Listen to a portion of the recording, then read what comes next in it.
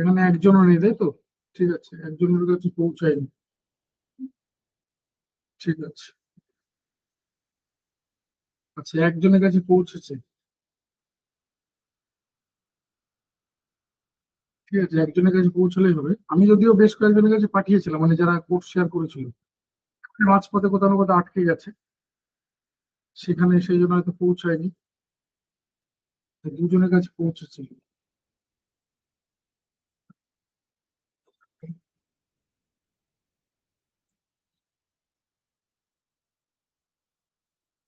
তিন চারজনের কাছে পৌঁছাচ্ছে, তাহলে অনেক অনেক, এত বেশি দরকার নেই। এরকম কয়েকজনের কাছে পৌঁছালেই হবে। টিচিং অ্যাপটিটিউড আমাদের ইন্ডিভিজুয়াল সাবজেক্ট হিসেবে সব থেকে গুরুত্বপূর্ণ জায়গা।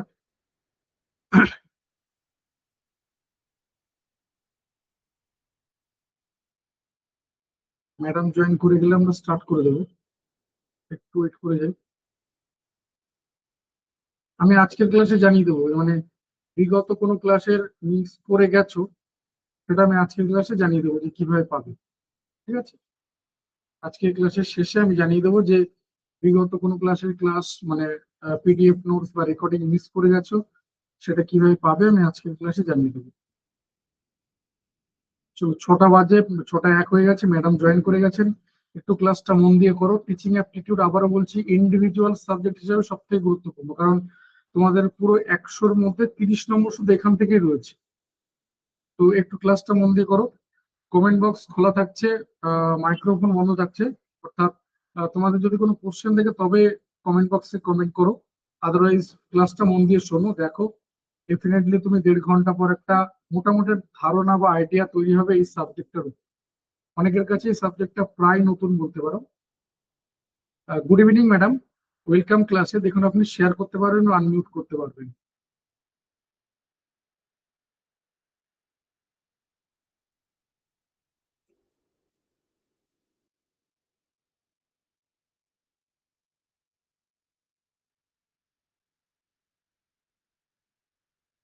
ম্যাডাম শুনতে পাচ্ছেন? হ্যালো? হ্যাঁ স্যার, শুনতে পাচ্ছি একদম। হ্যাঁ হ্যাঁ, ঠিক আছে, থ্যাংক ইউ ম্যাডাম।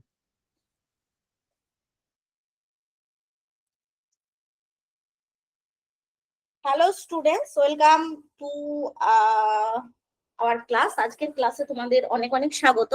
তোমরা প্রত্যেকেই জানো যে আজকে আমরা টিচিং অ্যাপটিটিউডের উপরে ক্লাস করতে চলেছি। তো আমি আজকে স্ক্রিনটা শেয়ার করি, শেয়ার করতে করতে বাকি কথাগুলো বলি। আচ্ছা, স্ক্রিনটা ঠিকভাবে শেয়ার হচ্ছে কিনা সেটা তোমরা একটু কনফার্ম করবে, আর আমার ভয়েস ক্লিয়ার আছে কিনা সেটা একটু জানিয়ে দেবে। আচ্ছা, প্রথমেই যে স্বাভাবিক বিষয়টা আমরা জানবো, সিলেবাসটা আমরা একটু জাস্ট দেখে নেব। হ্যাঁ, আচ্ছা,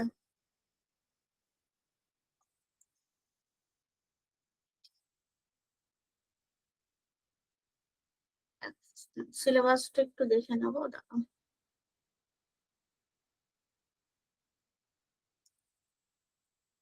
ও,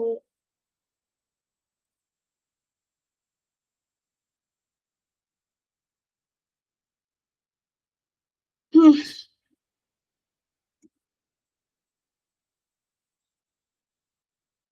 আচ্ছা, পেজ কি শো হয়েছে এবং আমার ভয়েসটা কি ক্লিয়ার আছে একটু শুধু জানাও।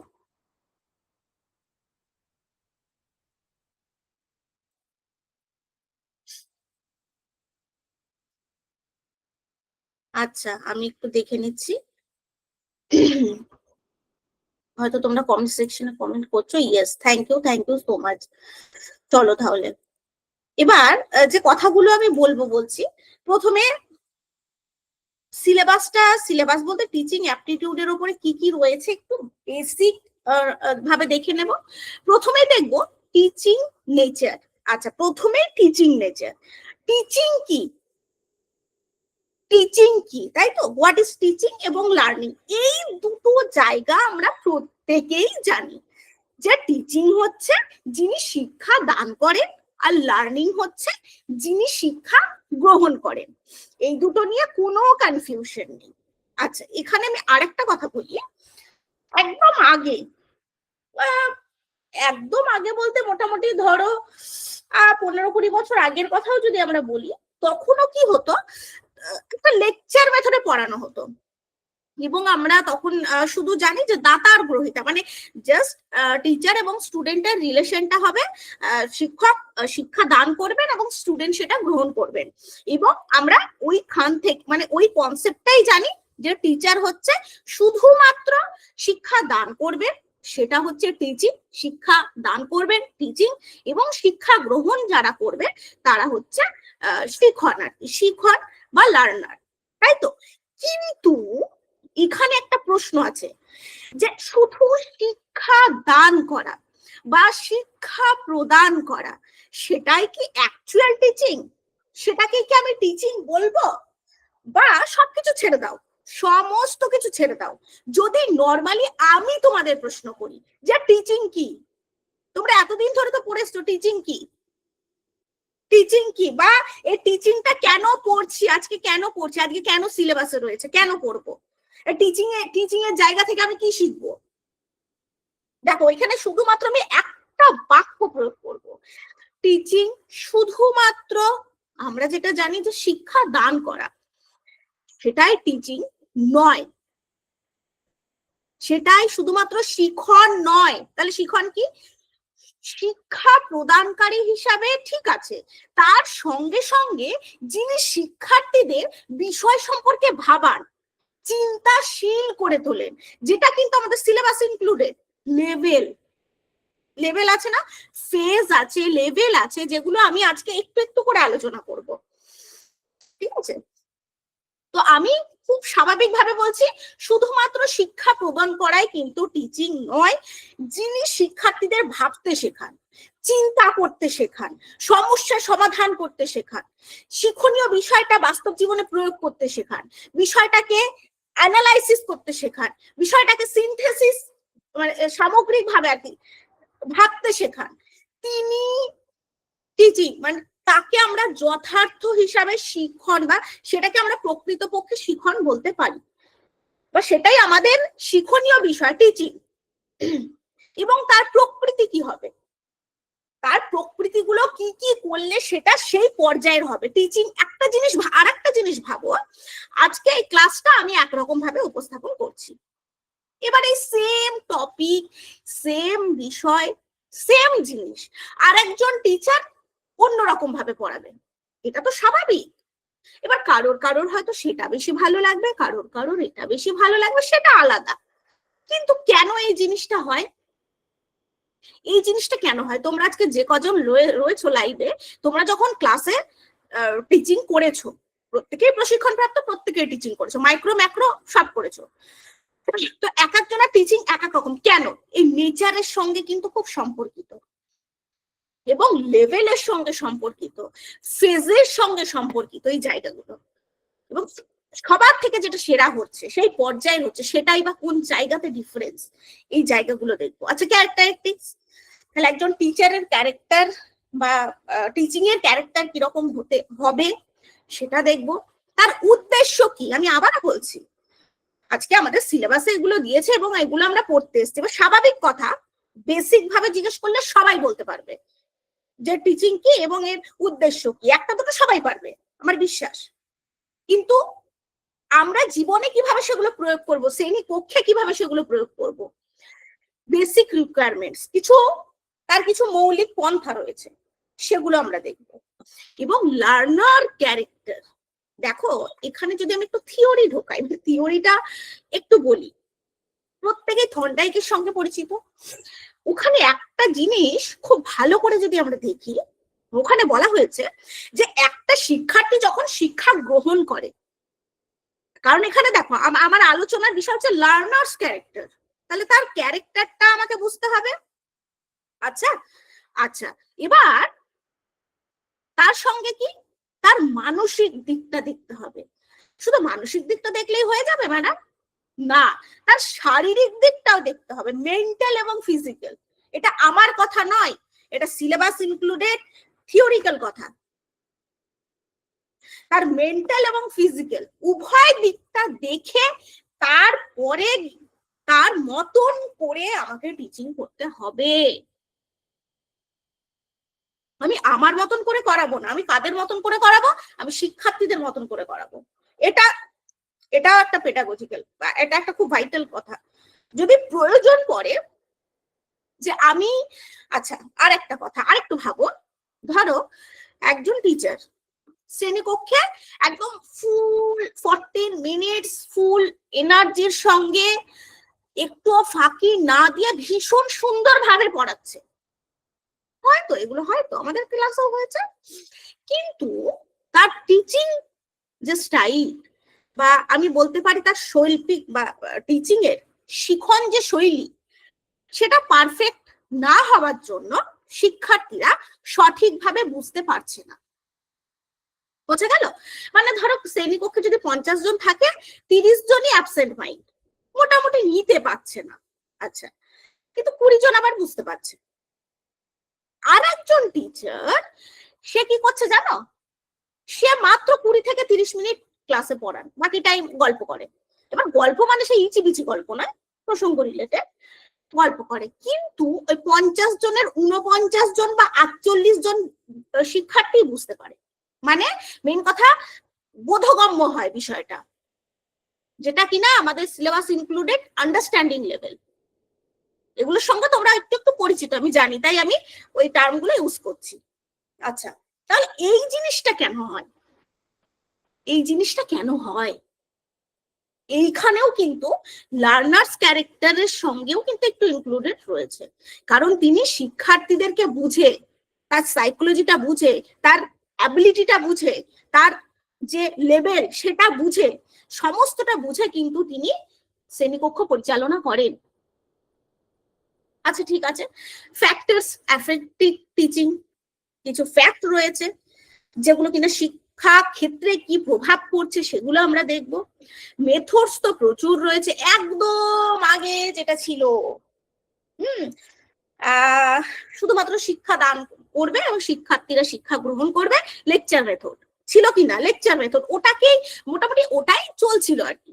কিন্তু এখন প্রচুর মেথড এসছে শিক্ষার্থীদের শিক্ষা জগৎকে রঙিন করার জন্য, শিক্ষাকে সুন্দরভাবে উত্তেজনামূলক বা কি বলবো সেটাকে আরো সুন্দরভাবে গড়ে তোলার জন্য প্রচুর মেথড এসছে, তাই না? ডেমনস্ট্রেশন মেথড, তারপর এগুলো সব সিলেবাসে রয়েছে, আমরা এক এক করে দেখবো। ইন্ডাকটিভ মেথড, ডিডাকটিভ মেথড, তারপরে problem solving method, project method, প্রচুর মেথড রয়েছে, সমস্ত কিন্তু লার্নার সেন্ট্রিক এগুলো। ওকে, তো এগুলো আমরা দেখবো। টিচিং এইডস, শিক্ষা, আবারও বলছি, শিক্ষা জগৎকে রঙিন করার জন্য আমার ক্লাসকে আমি রঙিন করে তুলবো, উত্তেজনামূলক, মানে উত্তেজনা মানে ওভার হাই এক্সাইটেডটা নয়, মানে শিক্ষাকে উত্তেজনামূলক বা ইন্টারেস্টিং করে তোলার জন্য, ফুল অ্যাটেনশন যাতে দিতে পারে তার জন্য যে এইডস গুলো, টিচিং লার্নিং এইডস গুলো ইউজ করা যায় সেগুলো, এবং ইভ্যালুয়েশন সিস্টেম। ঠিক আছে, তো মোটামুটি এইটুকুর মধ্যে আমরা অনেক জিনিস পাচ্ছি, শিক্ষার্থীকে বোঝা, তার সাইকোলজিকে বোঝা, শিক্ষকের কিছু চরিত্র, প্রয়োজন পড়লে টিচিং স্টাইল চেঞ্জ করব। যদি দেখি বা আমি নর্মালি যদি দেখি আমার এই ক্লাসটা লাস্টে গিয়ে ফিডব্যাক তোমরা, মানে আমি লাস্টে কিছু কুইজ কোয়েশ্চেন রাখবো, মানে লাস্টে কিছু কুইজ হবে, ছোট ছোট কুইজ, কি রিলেটেড, আজকের আলোচনা রিলেটেড। এবার যদি দেখি কুইজে আমার শিক্ষার্থীরা বুঝতে পারছে না, বলতে পারছে না, তাহলে আমার টিচিং স্টাইল ভুল, সেটা সবার ক্ষেত্রে, সেটাকে চেঞ্জ করে ফেলবো আমরা প্রত্যেকেই। তো এটুকু গেল, কারোর কোনো প্রবলেম থাকলে আমি একটু পরে জিজ্ঞেস করব, ঠিক আছে? চলো, আর আজকে কি কি আলোচনা করব, আজকের আলোচনায় কি কি রয়েছে। টুডেজ ডিসকাশন টপিকে রয়েছে টিচিং নেচার, অবশ্যই টিচিং কি সেটা তো রয়েছে, এবং তার সঙ্গে রয়েছে টিচিং নেচার, তার কিছু চরিত্রাবলী, ক্যারেক্টারিস্টিক্স, তার কিছু উদ্দেশ্য, অবজেক্টিভস, টিচিং ফেস আর লেভেল। জাস্ট এইটুকু আমি আজকে রেখেছি। চলো গল্পের ছলে শুরু করছি, ঠিক আছে? গল্পের ছলে ছলে শুরু করছি। প্রথমেই আমি একটু বলবো, তারপর তোমাদের কাছে একটু একটু করে শুনবো, তারপরে এগোবো। চলো, প্রথমেই কনসেপ্ট অফ টিচিং। ওই যে আমি প্রথমেই বললাম না যে টিচিং শুধুমাত্র শিক্ষা দান করছি, বা আমি টিচার, আমি শ্রেণীকক্ষে পড়াই, বা পড়ানোটা কতটা কার্যকারী হচ্ছে, শিক্ষার্থীরা কতটা নিচ্ছে, কতটা গ্রহণযোগ্য হচ্ছে, কতটা বোধগম্য হচ্ছে, সমস্তটা মিলে কিন্তু টিচিং। ঠিক আছে, সমস্তটা মিলেই কিন্তু শিক্ষণ। চলো তাহলে দেখি, এখানে বলছে কনসেপ্ট অফ টিচিং এ অনেক শিক্ষাবিদ, দেখো একটা কথা, যত মত তত পথ, তাই তো? তো যত মনোবৈজ্ঞানিক আছে, যত তোমরা পড়বে, প্রচুর প্রচুর তথ্য রয়েছে, তার মধ্যে কিছু আমি তুলে ধরেছি যেখান থেকে আমি মেইন খাবারটা পাবো। তো অনেক শিক্ষাবিদ শিক্ষণকে টিচিং বা শিক্ষার্থী শিক্ষণে লার্নিং সহায়তা করার প্রক্রিয়া হিসেবে গ্রহণ করেছে। কিরকম কথা? শিক্ষাবিদ শিক্ষণকে, শিক্ষণ যেটা টিচিং, আচ্ছা, শিক্ষার্থীর শিক্ষণে যেটা লার্নিং, এতক্ষণ ধরে বলছিলাম যে টিচিং লার্নিং, সহায়তা করার প্রক্রিয়া হিসাবে গ্রহণ করেছে।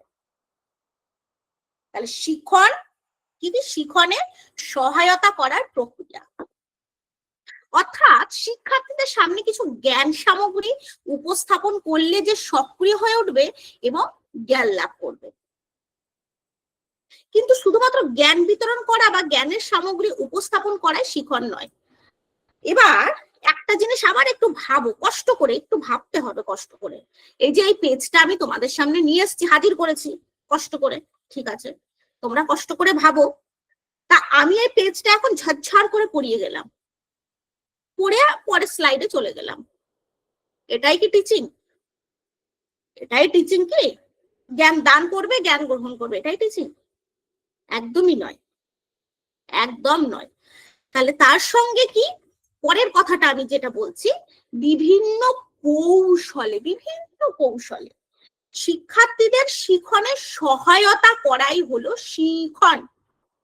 শিক্ষার্থীদের শিক্ষণে সহায়তা করা, বুঝতে পারছি? মানে শুধু শিক্ষা দান করাই শিক্ষণ নয়, তার সঙ্গে সহায়তা করা। তাহলে এখানে আর একটা কথা তোমাদের বলতে চাই, বা আমি জিজ্ঞাসা করতে চাই, যে যদি এবার তোমাকে জিজ্ঞাসা করি রোলস অফ টিচার, টিচারের রোল কি কি হবে এখানে, তোমাদের খুব জ্বালাবো, ভীষণ জ্বালাবো, একটু পর পর প্রশ্ন করব, ভীষণ জ্বালাবো। এই যে বলছে শিক্ষণে সহায়তা করা, এই লাইনটা তো আমি বলে দিলাম, বলে দিয়ে পরের স্লাইডে লাফিয়ে লাফিয়ে চলে গেলাম, কোনো অসুবিধা নেই।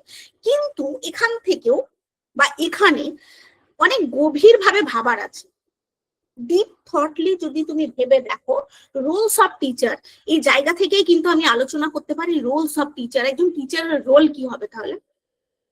সহায়তা করবে, কি কি হতে পারে? একটা দুটো পয়েন্ট আমাকে শুধু বলো, কুইক, একটা দুটো পয়েন্ট কুইক দেখে নি আমি, দাঁড়াও, কেউ কিছু বলছে? একটা দুটো পয়েন্ট যদি বলো। আচ্ছা, ভেরি গুড, মাহিবুর রহমান বলেছে ফেসিলিটার, স্টুডেন্টদেরকে বোঝা। আচ্ছা আচ্ছা, ফেসিলিটার স্টুডেন্টদেরকে বোঝা। অনেক ডিপ থট আছে বেটা, অনেক ডিপ থট আছে, যত ভাববে তত পাবে, শুধুমাত্র ব্রেনটাকে একটু খাটাতে হবে, যেটাকে আমাদের সাইকোলজির ভাষায় কি বলছে, ব্রেন স্টর্মিং বা মস্তিষ্ক প্রক্ষালন, টু রিলেট দ্য স্টুডেন্টস। দেখবে ফেসিলিটার একটা খুব ভালো বলেছে ও, স্টুডেন্টদেরকে বোঝা, এটা সবসময় আমাদের কাজ, যার জন্যই তো আমরা এই টপিকটাকে পড়ছি। আর একটা কি, প্ল্যানার, প্ল্যানার মানে বুঝতে পারছো, পরিকল্পনাকারী, পরিকল্পনাকারী। আজকে আমি এখানে যে রিয়েল গাইড, ভেরি গুড, খুব সুন্দর পয়েন্ট সুদীপ্তা, ভীষণ সুন্দর পয়েন্ট হয়েছে। এই যে আমি এখানে এসে বকবক করছি, আমার কিছু তো প্ল্যান ছিল। আচ্ছা, এটা সিলেবাস, তাহলে এই সিলেবাসের এই পার্টটুকু আমি আজকে আলোচনা করব, তাই তো? সবসময় প্ল্যানার হবে। আমি কেন বলছি প্ল্যানার, আমি সেটাও আলোচনা করব, একটু টাইম দাও, কারণ এটাও কিন্তু খুব সুন্দরভাবে আমাদের পড়তে হবে বা আমাদের জানতে হবে। একটা দেখবে প্রি অ্যাক্টিভ ফেজ বলে একটা পয়েন্ট আছে, প্রি অ্যাক্টিভ ফেজ, হয়তো অনেকে পরিচিত আছো। সে প্রি অ্যাক্টিভ ফেজ এবং প্ল্যানিং এর সঙ্গে ভীষণ সম্পর্কযুক্ত হচ্ছে শিক্ষাদান। ওই বলছিলাম না যে কারো ক্লাসটা খুব ভালো হচ্ছে, কারো ক্লাসটা মিডিয়াম হচ্ছে, কারো ক্লাসটা লো লেভেল হচ্ছে, ক্লাস সবারই ভালো, সবাই জ্ঞানী, কিন্তু শিক্ষার্থীদের যে নেবার যে লেভেলটা, হ্যাঁ, সেটা বোঝা আর কি। যাই হোক, আর কি থাকবে? লিডার থাকবে। লিডার মানে এই নয় কি আছে কি আছে, লিডার মানে সেই leader to connect their psychology, এটা তো সব সময়ের জন্য একদম।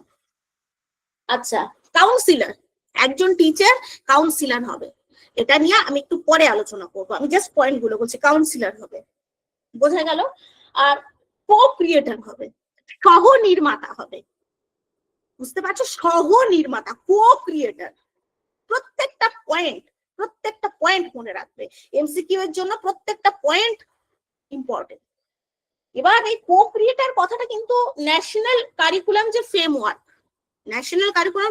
যেটা রয়েছে 2005-এর, সেখানে কিন্তু এই কথাটাকে খুব গুরুত্ব দেওয়া হয়েছে, কো ক্রিয়েটর বা সহ নির্মাতা।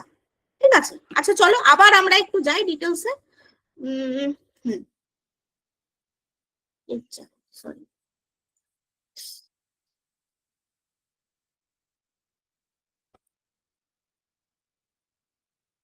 এখানে আলোচনা করছিলাম। আচ্ছা, হ্যাঁ এখানেই আলোচনা করছিলাম। ঠিক আছে, চলো এবার আমরা একটু বিষয়ে যাই। তাহলে আমরা মোটামুটি জানলাম, তোমরা যেগুলো বললে খুব ভালো বলেছো, খুব ভালো বলেছো। তার সঙ্গে সে লিডার হবে, সে কাউন্সিলর হবে, সে কো ক্রিয়েটর হবে, এবং টিচার প্ল্যানার হবে, ফেসিলিটার তো হবেই, সমস্ত কিছু। তাহলে সহায়তা করা সম্পর্কে শিখন, এগুলো সমস্ত কিছু শিখনের মধ্যে পড়ছে। শুধুমাত্র শিক্ষা দানটাই শিখন, এটা একটা সংক্ষিপ্ত ধারণা আমাদের, আর বৃহৎ ধারণা সামগ্রিক। এবার এডগার ডেল শিখন সম্পর্কে এক প্রবন্ধে বলেছেন, কি বলেছেন একটু মন দিয়ে দেখি আমরা। শিখন মানে টিচিং, প্রবন্ধে বলেছেন to teach is a kind of communion. Okay, আচ্ছা, meeting and merging of minds, সেটা কেমন? শিখন, আচ্ছা মিটিং তো জানি, teach is a kind of communion মানে একটা মনের সংযোগ। এটা কি? একটা মনের সংযোগ, কার সঙ্গে? শিক্ষকের সঙ্গে শিক্ষার্থীর একটা মনের সংযোগ। শুধু ওই দাতা গ্রহিতা এই রিলেশনের থেকে বেরিয়ে আসতে হবে, এটা একটা মনের কানেক্ট, যে তোমাকে দেখে, তোমার চোখ দেখে আমি বুঝে যাব, এটা হচ্ছে একটা হৃদয়ের সম্পর্ক, তাই না? আজকে যদি আমার ফেস শো হতো, তোমাদের ফেস শো হতো, আমার যদি মুখটা কোনোদিন একটু কালো কালো লাগতো, কালো বলতে একটু গোমড়া লাগতো, তোমরা নিশ্চয়ই বুঝতে যে ম্যাডামের আজকে কিছু হয়েছে, মনটা খারাপ। বা কেউ যদি খুব কথা বলে, চুপচাপ থাকতো, কিরে আজকে চুপ কেন, কথা বলছিস না, তার মানে বুঝতাম ওর কোনো কারণে মন খারাপ। এগুলো হয় না? এই যে একটা মনের সংযোগ। Two teach is a kind of communion, meeting and merging, হ্যাঁ, সমন্বয়, মার্জিং, সমন্বয় অফ মাইন্ডস, মনের কানেক্ট, মিটিং, মার্জিং, সমন্বয়, সমস্তটা হচ্ছে শিখন। দেখেছো শিখন কথাটা বৃহৎ, অনেক বৃহৎ। এটা শুধুমাত্র একটা সিলেবাসের পড়া নয়, এটা বোঝার জন্য সত্যি মনের আবেগ খুব গুরুত্বপূর্ণ। আচ্ছা, কিন্তু শিক্ষণের এই ধারণাকে ব্যক্তিকেন্দ্রিক ধারণা বা সাবজেক্টিভ কনসেপ্ট বলা হয় কিছু কিছু, আবারও বলছো যত মত তত পথ। এবারে জর্জ স্টার্ন আবার কি বলেছে দেখো, বলেছেন the art of teaching lies in communication and projection of an essential private experience.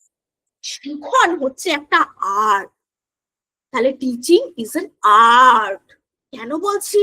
আবার বলছি, আজকের ক্লাসটা অন্য কোনো টিচার নিলে অন্যভাবে নেবে, একই পড়া, নদ নদী যদি 10 জন পড়ায় 10 রকম ভাবে তোমাদের কাছে উপস্থাপন করবে। কেন? কারণ তাদের টিচিং স্টাইল, তাদের শিখন শৈলী আলাদা। এই যে বলা হচ্ছে আর্ট, টিচিং, কমিউনিকেশন, তাদের কথোপকথন, তাদের প্রজেকশন, প্রাইভেট এক্সপেরিয়েন্স, এগুলো সম্পূর্ণ একজন শিক্ষকের ব্যক্তিগত ব্যাপার। একটা শিখন শৈলী তার ব্যক্তিগত, এটা আমারই, তোমার টিচিং স্টাইল তোমারই, প্রত্যেকের ভিন্ন। যেমন প্রত্যেকের চিন্তা ভাবনা, প্রত্যেকের অভিজ্ঞতা, প্রত্যেকের বিষয় সম্পর্কে ধারণা সমস্তটা আলাদা, তেমনি এটাও আলাদা। আচ্ছা, শিক্ষণের এই ধরনের প্রত্যেকটা সংজ্ঞায় তাকে এক এক ধরনের পারস্পরিক প্রতিক্রিয়ার প্রক্রিয়া হিসেবে বিবেচনা করা হয়েছে। এই ধরনের শিক্ষণ সংজ্ঞাগুলি আংশিকভাবে হলেও আধুনিক শিক্ষা তত্ত্বের চিন্তাধারার দ্বারা প্রভাবিত। কারণ শিক্ষা তত্ত্বে বলা হয়েছে শিক্ষা একটা দ্বিমুখী প্রক্রিয়া, বাইপোলার প্রসেস। এটা একটা এমসিকিউ, তাই না? শিক্ষা একমুখী প্রক্রিয়া না দ্বিমুখী প্রক্রিয়া? বা শিখন, শিক্ষা না দিয়ে যদি শিখন করতো, টিচিং করতো, তাহলে এটা একমুখী প্রক্রিয়া না দ্বিমুখী প্রক্রিয়া? ইজি ব্যাপার, এটা দ্বিমুখী প্রক্রিয়া। একমুখী প্রক্রিয়া সে আগে ছিল, লেকচার মেথডে ছিল, এখন আর একমুখী নেই, এখন দ্বিমুখী। দ্বিমুখী প্রক্রিয়া মানে এই যে একটু একটু করে আমরা পড়বো, আমি তোমাদেরকে জিজ্ঞাসা করবো, তোমরা কমেন্ট সেকশনে উত্তর করবে। আজকে এরকম হচ্ছে, পরের ক্লাসগুলো থেকে মানে স্যার ওগুলো মানে তখন তোমরা ইজিলি কথা বলতে পারবে লাইভে, বুঝতে পেরেছো? আজকে প্রথম ক্লাস, সেই জন্য। তো তখন হয়তো বললে ম্যাডাম এটা কেন, ওটা কেন নয়, বা আপনি এই যুক্তি দিলেন ওই যুক্তিটা কেন নয়। হ্যাঁ, এগুলো বলার অধিকার রয়েছে প্রত্যেকটা শিক্ষার্থী। এটা একটা দ্বিমুখী প্রক্রিয়া। আচ্ছা, মিটে গেল। পরের পেজে দেখো, এই পেজটা দিয়ে আমরা একটা সুন্দর বক্তব্য শুনে আমরা দেখবো পরে কি বলছে। সর্বাধুনিক শিক্ষাবিদ ও মনোবিদগণ শিক্ষণকে এক প্রকারের সৃজনধর্মী প্রক্রিয়া, ক্রিয়েটিভ প্রসেস বলেছেন। এতক্ষণ আমরা কি কি পেলাম গো? শিক্ষণটা নিয়ে আলোচনা করতে বা টিচিং আলোচনা করতে গিয়ে আমরা কি কি পেলাম মনে পড়ে? পেলাম এটা একটা দ্বিমুখী প্রক্রিয়া। আচ্ছা, এটা একটা আর্ট। আর কি পেলাম? এটা একটা মনের সংযোগ, মানে মার্জিন অফ একটা মেন্টাল অ্যাটাচমেন্ট, হ্যাঁ অ্যাটাচমেন্ট পেলাম, মানে একটা মানসিক একটা সংযোগ পেলাম, মার্জিন অফ মাইন্ডস পেলাম, সমস্তটা পেলাম। এখানে পাচ্ছি ক্রিয়েটিভ প্রসেস, একটা সৃজনধর্মী প্রক্রিয়া। কেন সৃজনধর্মী প্রক্রিয়া বলছে? কেন সৃজনধর্মী প্রক্রিয়াটা? এটা মানে এখানে যেটা বলা হয়েছে, মনের মধ্যে না কেউ গেঁথে দেয় না। আমি যদি আজকে শেখাই অনন্যাকে যে অনন্যা তুমি বলো তো তুমি এইভাবে এইভাবে টিচিং করবে, সেটা কিন্তু ওর অ্যাকচুয়াল টিচিং এর বহিঃপ্রকাশ নয়, এটা একটা ভেতরের সত্তা। বোঝা গেল? এটা একটা ভেতরের একটা ক্রিয়েটিভ সত্তা, যার জন্য একে বলা হচ্ছে এটা একটা শিখন, মানে একটা শৈলী। যখন পিডিএফটা আমি প্রোভাইড করবো, পিডিএফটা পড়বে, সমস্তটা পড়বে, তখন বুঝতে পারবে। আচ্ছা, এই সৃজনধর্মী প্রক্রিয়ার মধ্যে বৈজ্ঞানিক উপাদান যেমন বর্তমান, তেমনি কলাধর্মী উপাদানও বর্তমান। সিলভারম্যান বলেছেন টিচিং আর্ট অর সায়েন্স। চলো এটাকে নিয়ে আমরা একটু অ্যানালাইসিস করব, টিচিং আর্ট অর সায়েন্স। আমি পরের পেজে যাব, ইচ্ছা করে পরের পেজে এলাম। এবার তোমরা আমাকে জাস্ট একটা বাক্যে বলো, একটা সেন্টেন্সে বলো, টিচিং আর্ট অর সায়েন্স কিভাবে হয়, কিভাবে রিলেট করতে পারি আমরা। আর্ট তো আমি বহুবার বললাম, কিন্তু এটাকে সায়েন্স হিসাবে আমরা কিভাবে ব্যক্ত করতে পারি? একটু কষ্ট করো, বলো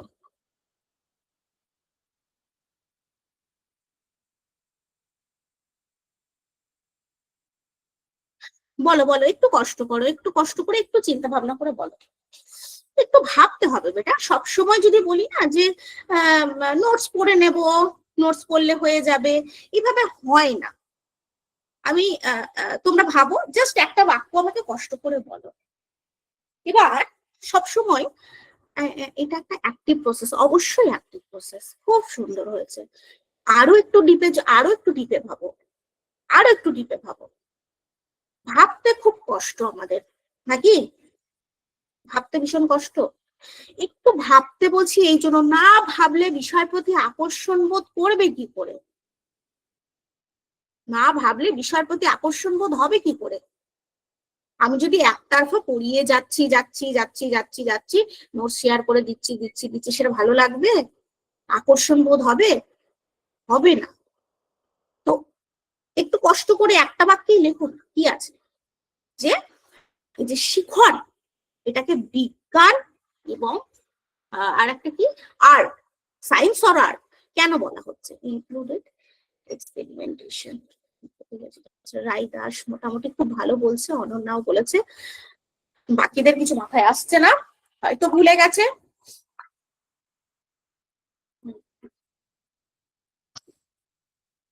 চলো তাহলে আমি বলি, তোমাদের আশায় ছিলাম যে তোমরা বলবে। আচ্ছা, পেজটাকে এবার নিয়ে আসি, তারপরে বলি। দেখো, প্রথমে আমি নিজের মতো বলি। হ্যাঁ, পিডিএফ তো তোমরা পেয়েই যাবে, পিডিএফ ধরে ধরে পড়াতে বা শুনতে কারোরই ভালো লাগে। দেখো, একজন ডাক্তার একটু রিলেট করবে, কিন্তু আমি বারবার বলছি পড়াশোনা হচ্ছে রিলেটেড জায়গা। এটাকে প্রাণবন্ত শুধু আমি একা নয়, একটা ক্লাসকে প্রাণবন্ত করার জন্য তোমাদের অবদান প্রচুর। তো আমি একটা রোগে পড়েছি, যখন একটা রোগ হচ্ছে, আমি ডাক্তারের কাছে গেছি প্রবলেম সলভের জন্য। ডাক্তার কি করে বলতো, আমাকে শারীরিকভাবে পরীক্ষা নিরীক্ষা করবেন, শারীরিকভাবে পরীক্ষা নিরীক্ষা করে তারপরে উনি কিছু মেডিসিন দেবেন যাতে আমার রোগটা ভালো হয়ে যায়। তো এটা সায়েন্স, সম্পূর্ণ সায়েন্স। ডাক্তার আমার শারীরিকভাবে আমাকে দেখভাল করছে, আমাকে ওষুধ প্রোভাইড করছে, এটা সম্পূর্ণটাই সায়েন্স। তিনি তার মতন করে চিকিৎসা করেন। এক একটা ডাক্তার এক এক রকম চিকিৎসা করে, মানতে হবে এটা। আচ্ছা, ঠিক সেই রকম মানে এখানে খুব সুন্দরভাবে teaching like the practice of medicine, মানে এই টিচিংটাকেও মেডিসিনের সঙ্গে তুলনা করেছে কে? Silverman, CF Silverman. It's very much an art. একজন ডাক্তার যেমন রোগীর অসুবিধা বুঝে নিজের মতন করে, দেখবে এক একটা রোগীর এক এক রকম চিকিৎসা পদ্ধতি, এক একটা ডাক্তারের এক একটা রকম চিকিৎসা পদ্ধতি, ঠিক সেইভাবেই কিন্তু এক একজন টিচার, ভালো করে বোঝো, এক একজন টিচার এক একটা শিক্ষার্থীকে বা শ্রেণী কক্ষকে সেইভাবে বুঝে, আবার বলছি বুঝে, কোন শিক্ষার্থী খুব ভালো, কোন শিক্ষার্থী দুর্বল, কোন শিক্ষার্থী মানসিক চঞ্চল, কোন শিক্ষার্থীর একটু পিছিয়ে রয়েছে, সমস্ত শিক্ষার্থীকে অ্যানালাইসিস করে তারপরে কিন্তু তিনি তার টিচিং স্টার্ট করবেন বা লেসন প্ল্যান করবেন। বোঝা গেল? শিক্ষার্থী এবিসিডি জানে না, জাস্ট কথার মানে বলছি, এবিসিডি জানে না, কিন্তু তুমি ক্লাসে গিয়ে বলছো এই চল রিডিং পড়, রিডিং পড়, থোড়ি তোমার ক্লাস প্রাণবন্ত হবে, তোমার ক্লাসে শিক্ষার্থীরা ইন্টারেস্ট পাবে। আগে তুমি বুঝবে তো তাদের লেভেলটা, তাদের জানার পরিধি কতটা সেটা তো বুঝবে, তাদের রোগটা কোথায় সেটা ধরো। তাদের রোগ হচ্ছে তারা এখন এবিসিডিটা শিখে উঠতে পারেনি, তাহলে তোমার কাজ কি? তোমার ওদের জানার পরিধির পর থেকে তোমাকে শেখানো। তাহলে ওরা এবিসিডি জানে না, তুমি এখান থেকে শুরু করো, A for apple, B for ball শুরু করো, তারপরে রিডিং করতে শেখাও। তাহলে এটাও একটা শৈলী প্লাস সায়েন্স। মানে কোন ক্ষেত্রে সায়েন্স বলা হচ্ছে? ডাক্তার যেমন রোগীকে বুঝে নিজের মতন করে চিকিৎসা করে, মেডিসিন প্রোভাইড করে, একজন টিচারও কিন্তু সেরকম একটা শিক্ষার্থীকে তার তার অ্যাবিলিটি, তার লেভেল সমস্ত কিছু বুঝে তারপরে তাকে কিন্তু কি করেন, টিচিং প্রোভাইড করেন, লেসন প্ল্যান সেইভাবে আনেন, পিএলএম সেইভাবে ইউজ করেন, ক্লাসটাকে সেইভাবে প্রাণবন্ত করেন, জীবন্ত করে তোলেন, তবেই কিন্তু সে সাকসেসফুল টিচার। বোঝা গেল? তাহলে শিক্ষণটা মোটামুটি ঠিক আছে। এবারে আমরা একটু যাব characteristics of teaching. Characteristics of teaching এ তোমরা কিন্তু সব ঘুমিয়ে ঘুমিয়ে ক্লাস করছো। হ্যাঁ, ওই রায়, অনন্যা, 3-4 জন বাদ দিয়ে কেউ জেগে জেগে ক্লাস করছে না। আচ্ছা ঠিক আছে, কারোর কাছে হয়তো ক্লাসটা সোজা মনে হচ্ছে নাকি, বাকিদের কাছে মনে হচ্ছে জল ভাত ক্লাস, জল ভাত ক্লাস। আচ্ছা, তাহলে এবার ক্যারেক্টারিস্টিক্স অফ টিচিংটা একটু আলোচনা করি। এটা ভীষণ সোজা, এটা একবার দুবার পড়লেই আমাদের কিন্তু মনে থেকে যাবে। হ্যাঁ, খুব বেশি পড়তে হবে না, পারলে এটা আমরা নিজেরাই আলোচনা করে নিতে পারতাম, কিন্তু একজন দুজন বলবে, যেটা আমার খারাপ লাগছে।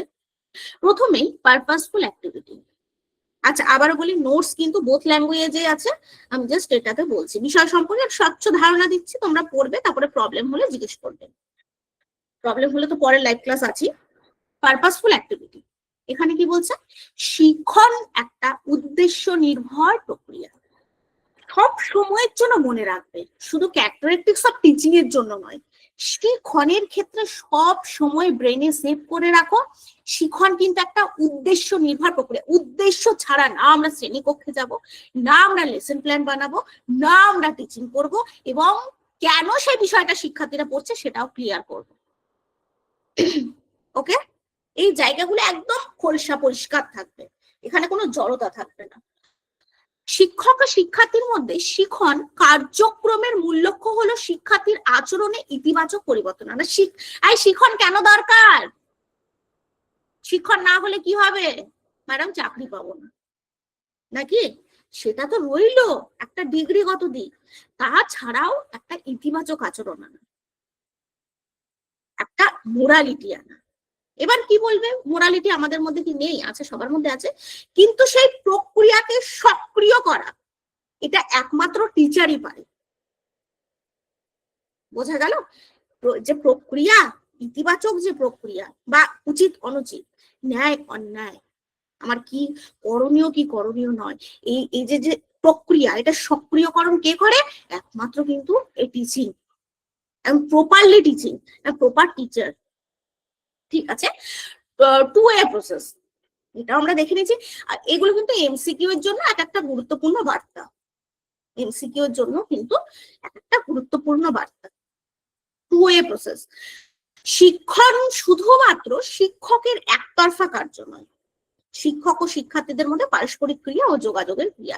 এবার আমি যে এক একটা দুটো তোমাদের কাছে জিজ্ঞেস করছি, তোমাদেরকে একটু কষ্ট দিয়ে ফেলছি, এটা কেন করছি জানো? এখন যারা লাইভে আছো একটু কষ্ট করে আরেকটু আমার একটু কথা শোনো, একটু পর পর এক একটা প্রশ্ন আমি তোমাদের জিজ্ঞেস করছি, হয়তো বিরক্ত হচ্ছ। এটার একটাই কারণ, দেখো প্রশ্ন যদি আমি না করি, তোমরা যদি উত্তর না দাও, তাহলে বিষয় সম্পর্কে তোমরা কতটা অবগত আমি বুঝবো কি করে? আমার তো বোঝার আর কোনো পন্থা নেই, তা কাজে আমাকে জিজ্ঞাসা করতেই হচ্ছে। তোমাদের আবারও সেম প্রসেস, তোমাদের জানার পরিধি যদি এতটা থাকে, আমি এখান থেকে শুরু করব। তোমাদের জানার পরিধি যদি এই লো লেভেল থাকে, তাহলে আমি এখান থেকে শুরু করব। জানার পরিধি যদি এতটা হয়, তাহলে এখান থেকে শুরু করব। মানে পরিধি, লেভেল, বা আমার শিক্ষার্থীরা কতটা জানে, যদি আমি বুঝি এগুলো সম্পর্কে জানে, আমি এতটা অ্যানালাইসিস নয়। সেই জন্য শিক্ষার্থীদের জানার জন্য, বোঝার জন্য কিন্তু প্রশ্ন করা হয়, এটা কোনো খেলাধুলা নয়। তো যোগাযোগ ক্রিয়া, এবং তোমাদের সঙ্গে আমার ইন্টারাকশনটা তত বাড়বে, তাই না? এটা একটা অ্যাক্টিভ প্রসেস। শিখন একটা সক্রিয় মানসিক ও শারীরিক কার্যক্রম। শিক্ষার্থী শুধু শুনে নয়, চিন্তা করে, প্রশ্ন করে, প্রয়োগ করে শেখে। তোমরা কি করছো গো? কিছু জন শুধু শুনে শুনে হচ্ছে, হ্যাঁ ঠিক আছে ক্লাস চলছে, পিডিএফ দিয়ে দেবে, ও হয়ে যাবে। এটা তো শিখন নয়, বা প্রপারলি নয়। তুমি বিষয়টা নিয়ে চিন্তা করবে এবং প্রশ্ন করবে, আমাকে প্রশ্ন করো, প্রশ্ন করবে, এবং যেটা শিখছো সেটা প্রয়োগ করবে, জীবনে অ্যাপ্লাই করবে, সমস্যা সমাধানমূলক পরিস্থিতিতে অ্যাপ্লাই করবে, সেটাই প্রকৃতপক্ষে শিখন। পরিবর্তন প্রক্রিয়া, হ্যাঁ সব চেঞ্জ হচ্ছে, জীবন চেঞ্জ হচ্ছে, দিন রাত চেঞ্জ হচ্ছে, চেঞ্জ ইন বিহেভিয়ার, পরিবর্তন, সমস্ত কিছু চেঞ্জ হচ্ছে। শিখনের ফলাফল হিসেবে শিক্ষার্থীর মধ্যে জ্ঞান সবসময় চেঞ্জ হয়, মনোভাব চেঞ্জ হয়, আচরণের পরিবর্তন ঘটে, সবসময় শিখনের ফলেই সম্ভব এটা। সিকুয়েন্সিয়াল প্রসেস, ক্রমিক প্রক্রিয়া, শিখন একবারে সম্পূর্ণ হয় না, এটা ক্রমে ক্রমে ঘটে। প্রথমে বোঝা, যেটাকে আমরা কি বলি গো? আন্ডারস্ট্যান্ডিং, যেটাকে আমরা বলি বোধগম্যতা। বোধগম্যতা কি? যখন আমি এগুলো আছে আলোচনায় ডিটেলস, তাও একটু বলে রাখছি, যখন শিক্ষার্থী কোনো বিষয় বুঝতে পারে, মানে একদম কনসেপ্টটা ক্লিয়ার হয়, এবং সেখান থেকে প্রশ্ন করতে পারে, পার্থক্য করতে পারে, সাদৃশ্যতা করতে পারে, বুঝতে পেরেছো? সেটা হচ্ছে বোঝা। বুঝলে হবে শুধু প্রচুর ম্যাডাম আমি সব বুঝে গেছি, আমার মাথাতে সব সেভ হয়ে আছে, একদম কিচ্ছু ডিলিট হবে না। শুধু বুঝলে তো হবে না, সেটাকে প্রয়োগ করতে হবে, বোঝা গেল? তবেই সেটা প্রকৃত শিখন হবে। সেটাকে বিশ্লেষণ করতে হবে, মানে বিশ্লেষণ মানে ভাঙা, অ্যানালাইসিস, আন্ডারস্ট্যান্ডিং, অ্যাপ্লাই, অ্যানালাইসিস, তারপরে ইভ্যালুয়েট, মূল্যায়ন করতে হবে, কতটা ঠিক কতটা ভুল, সমস্ত কিছু মিলে কিন্তু শিখন। আচ্ছা, পরিকল্পিত প্রক্রিয়া, এটা এর আগেও আমি বলেছি। শিখন সবসময় পূর্ব পরিকল্পিতভাবে পরিচালিত হয় যাতে নির্দিষ্ট শিখন লক্ষ্য অর্জন করা যায়। পরিস্থিতি নির্ভর প্রক্রিয়া, সিচুয়েশনাল বেসড। শিখন পরিবেশ, শিক্ষার্থীর প্রয়োজন, আগ্রহ, বয়স, মানসিক অবস্থার উপর নির্ভর করে। সহযোগিতামূলক প্রক্রিয়া, কোঅপারেটিভ অ্যাক্টিভিটি, সব সময় সহযোগিতামূলক করবে। যেটা একটু আগে আমি বলছিলাম যে একজন টিচারও তাই, বলছিলাম না যে রুলস অফ টিচারে কি হবে, কো ক্রিয়েটার হবে, সেরকম সহযোগিতামূলক একটা প্রক্রিয়া থাকবে। শিক্ষক শিক্ষার্থীদের মধ্যে সহযোগিতা, সমন্বয় সাধন ছাড়া কার্যকর শিখন কিন্তু সম্ভব নয়। এগুলো খুব সোজা, তোমরা পারবে। মূল্যায়ন নির্ভর, ইভ্যালুয়েশন ওরিয়েন্টেড, সবসময় মূল্যায়ন করা হবে। প্রতিটি শিক্ষণ প্রক্রিয়া শেষে মূল্যায়ন বা ফিডব্যাক প্রয়োজন, যাতে শিক্ষণ কতটা সফল হয়েছে তা নির্ধারণ করা। এবং আজকে আমার ক্লাসেও হবে, বললাম না লাস্টে কিছু কুইজ প্রশ্ন থাকবে, দেখবো কে কত তাড়াতাড়ি ঝটপট উত্তর দিতে পারে। মানে যা আলোচনা হলো তার মধ্যেই, বাইরে থেকে নয়, নিরবিচ্ছিন্ন প্রক্রিয়া, এটা বিচ্ছিন্ন। শিখন কখনো শেষ হয় না, বা তুমি শিখনের কথা বলতে পারো, লার্নিং, সেটাও জীবনব্যাপী চলতে থাকে। ডেভেলপমেন্ট প্রসেস, শিখন শুধু জ্ঞান নয়, বরং শিক্ষার্থীর সর্বাঙ্গীন বিকাশ, বুদ্ধিবৃত্তিক, আবেগীয়, সামাজিক, নৈতিক উন্নয়ন ঘটায়। বোঝা গেল? শিখন সর্বাঙ্গীন বিকাশে সাহায্য করে একটা শিক্ষার্থী। শুধু ম্যাডাম তাহলে নাম্বার নাম্বার নাম্বার তো রয়েছেই, সেটা তো একটা পুঁথিগত দিক হয়ে গেল।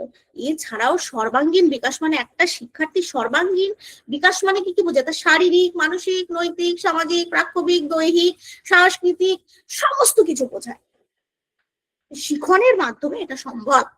প্রেরণা নির্ভর, মোটিভেশন বেসড, এটা একটা পয়েন্ট আমি পেয়েছিলাম, তোমরা কেউ একজন বলেছিলে। তো কার্যকর শিখনের জন্য শিক্ষার্থীর মোটিভেশন অত্যন্ত জরুরি। প্রেরণায় শিক্ষণকে এটা শিখনকে সফল করে। ঠিক আছে? আচ্ছা, এবার শিখনের উদ্দেশ্যটা একটু দেখে তোমাদের কাছে আমি একটু কিছু জিজ্ঞেস করবো, প্রবলেম থাকলে, প্রশ্ন থাকলে করবে। তারপরে আমি লেভেলস এবং ফেজ গুলো নিয়ে একটু আলোচনা করবো। শিখনের উদ্দেশ্য জাস্ট এক কথায় বলবো, অবজেক্টিভস অফ টিচিং। শিখনের উদ্দেশ্য হচ্ছে শিক্ষার্থীর জ্ঞান, বোধ, দক্ষতা ও আচরণের পরিবর্তন ঘটানো। খুব মন দিয়ে দেখো, এখান থেকে কিন্তু আমি আবার প্রশ্ন করবো। অর্থাৎ শিক্ষক যা শেখাতে চান তা শিক্ষার্থী যেন বুঝে, আত্মস্থ করে ও জীবনে প্রয়োগ করতে পারে। এই লক্ষ্যে শিখন প্রক্রিয়া পরিচালিত হয়। ঠিক আছে? আচ্ছা, এটুকু নিয়ে মনে হয় না কারোর কোনো সমস্যা রয়েছে। এবার যদি আমি তোমাদের জিজ্ঞেস করি, আমি যদি তোমাদের এখন বলি, এই পেজটা ভালো করে দেখে নিয়েছো, চলো এবার। আচ্ছা, শিখনের উদ্দেশ্যের, আচ্ছা শিখনের উদ্দেশ্যকে যদি ভাগ করি, এখানে যদিও ভাগ রয়েছে, ভালো করে দেখো, জ্ঞান রয়েছে, বোধ রয়েছে, দক্ষতা রয়েছে। তো যদি কগনিটিভ অবজেক্টিভস, কগনিটিভ আমরা জানি তো, কগনিটিভ টার্মটার সঙ্গে আমরা পরিচিত। কগনিটিভ মানে হচ্ছে জ্ঞানমূলক। কগনিটিভ মানে কি বললাম? কগনিটিভ মানে হচ্ছে জ্ঞানমূলক। জ্ঞানমূলক অবজেক্টস বা জ্ঞানমূলক উদ্দেশ্য, এটা কি কাজে লাগে?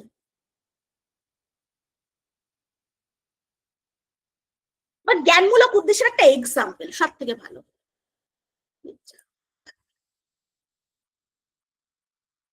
বলো ম্যাম, একটা কোয়েশ্চেন, শিখন কি বাবা মা এর স্ট্যাটাসের ওপর নির্ভর করে কিছু? দেখো, এখানে একটা খুব গুরুত্বপূর্ণ একটা ব্যাপার রয়েছে। শিখন বা কিছুটা আমরা ব্যক্তিত্ব ইনক্লুড করতে পারি, পার্সোনালিটি, সেটা অবশ্যই পরিবেশ এবং পরিবার, এই দুটো কিন্তু ইকুয়াল ইম্পর্টেন্ট। বুঝতে পেরেছো? অবশ্যই নির্ভর করে, এটাকে একদম অবহেলা করা যাবে না। শিখন কিন্তু পরিবার থেকে, মানে শিক্ষার্থী শিখন বা লার্নিং আর কি, সেটা পরিবার থেকেই শুরু হয়, একদম পরিবার থেকে।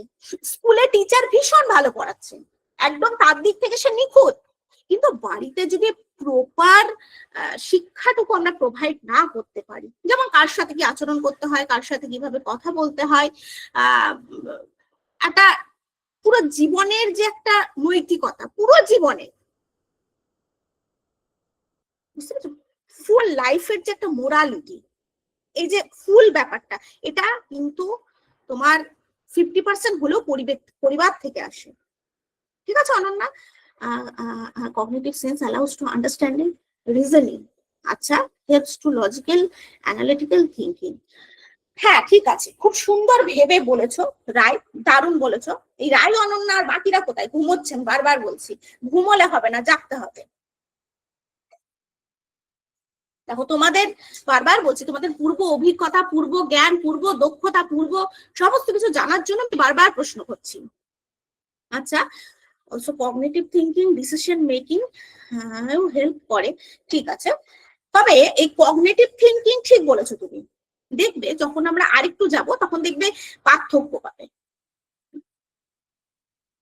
খুব সুন্দর, মাহিবুর রহমান দারুণ বলেছে, good mother is better than 100 school teachers ল্যাম্বার, দারুণ দারুণ। আচ্ছা, খুব সুন্দর এক একটা পয়েন্ট সবাই বলছে, ভীষণ ভীষণ ভালো বলছে, ভীষণ ভালো বলছে। এত ভালো লাগছে আমার, মানে আমার শিক্ষার্থীরা সব জেগে উঠেছে। এটা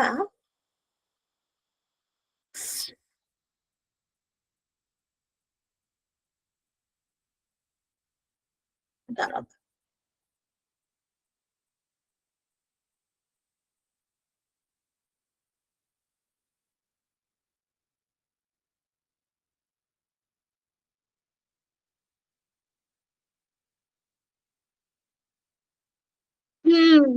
আচ্ছা ঠিক আছে, তাহলে এইটুকু হলো। আমি আর আচ্ছা, এইটুকু নিয়ে কারোর কোনো প্রশ্ন আছে কি? থ্যাংক ইউ রাই। আচ্ছা, এইটুকু নিয়ে কারোর কোনো প্রশ্ন থাকলে ঝটপট করো, এবার কিন্তু আমি আরেকটু ডিপে যাব। এতক্ষণ তো বেসিক গল্প হলো, এগুলোকে তো আমি গল্পই বলবো, কারণ এই জ্ঞান প্রত্যেকের আছে, এই জ্ঞান আমি না দিলেও এই জ্ঞান প্রত্যেকের আছে, এই বেসিক জ্ঞান প্রত্যেকের আছে। এটুকু নিয়ে কারোর কোনো প্রশ্ন থাকলে বলো, আমি নেক্সট আরেকটু ডিপ ডিসকাশনে এখন প্রবেশ করব।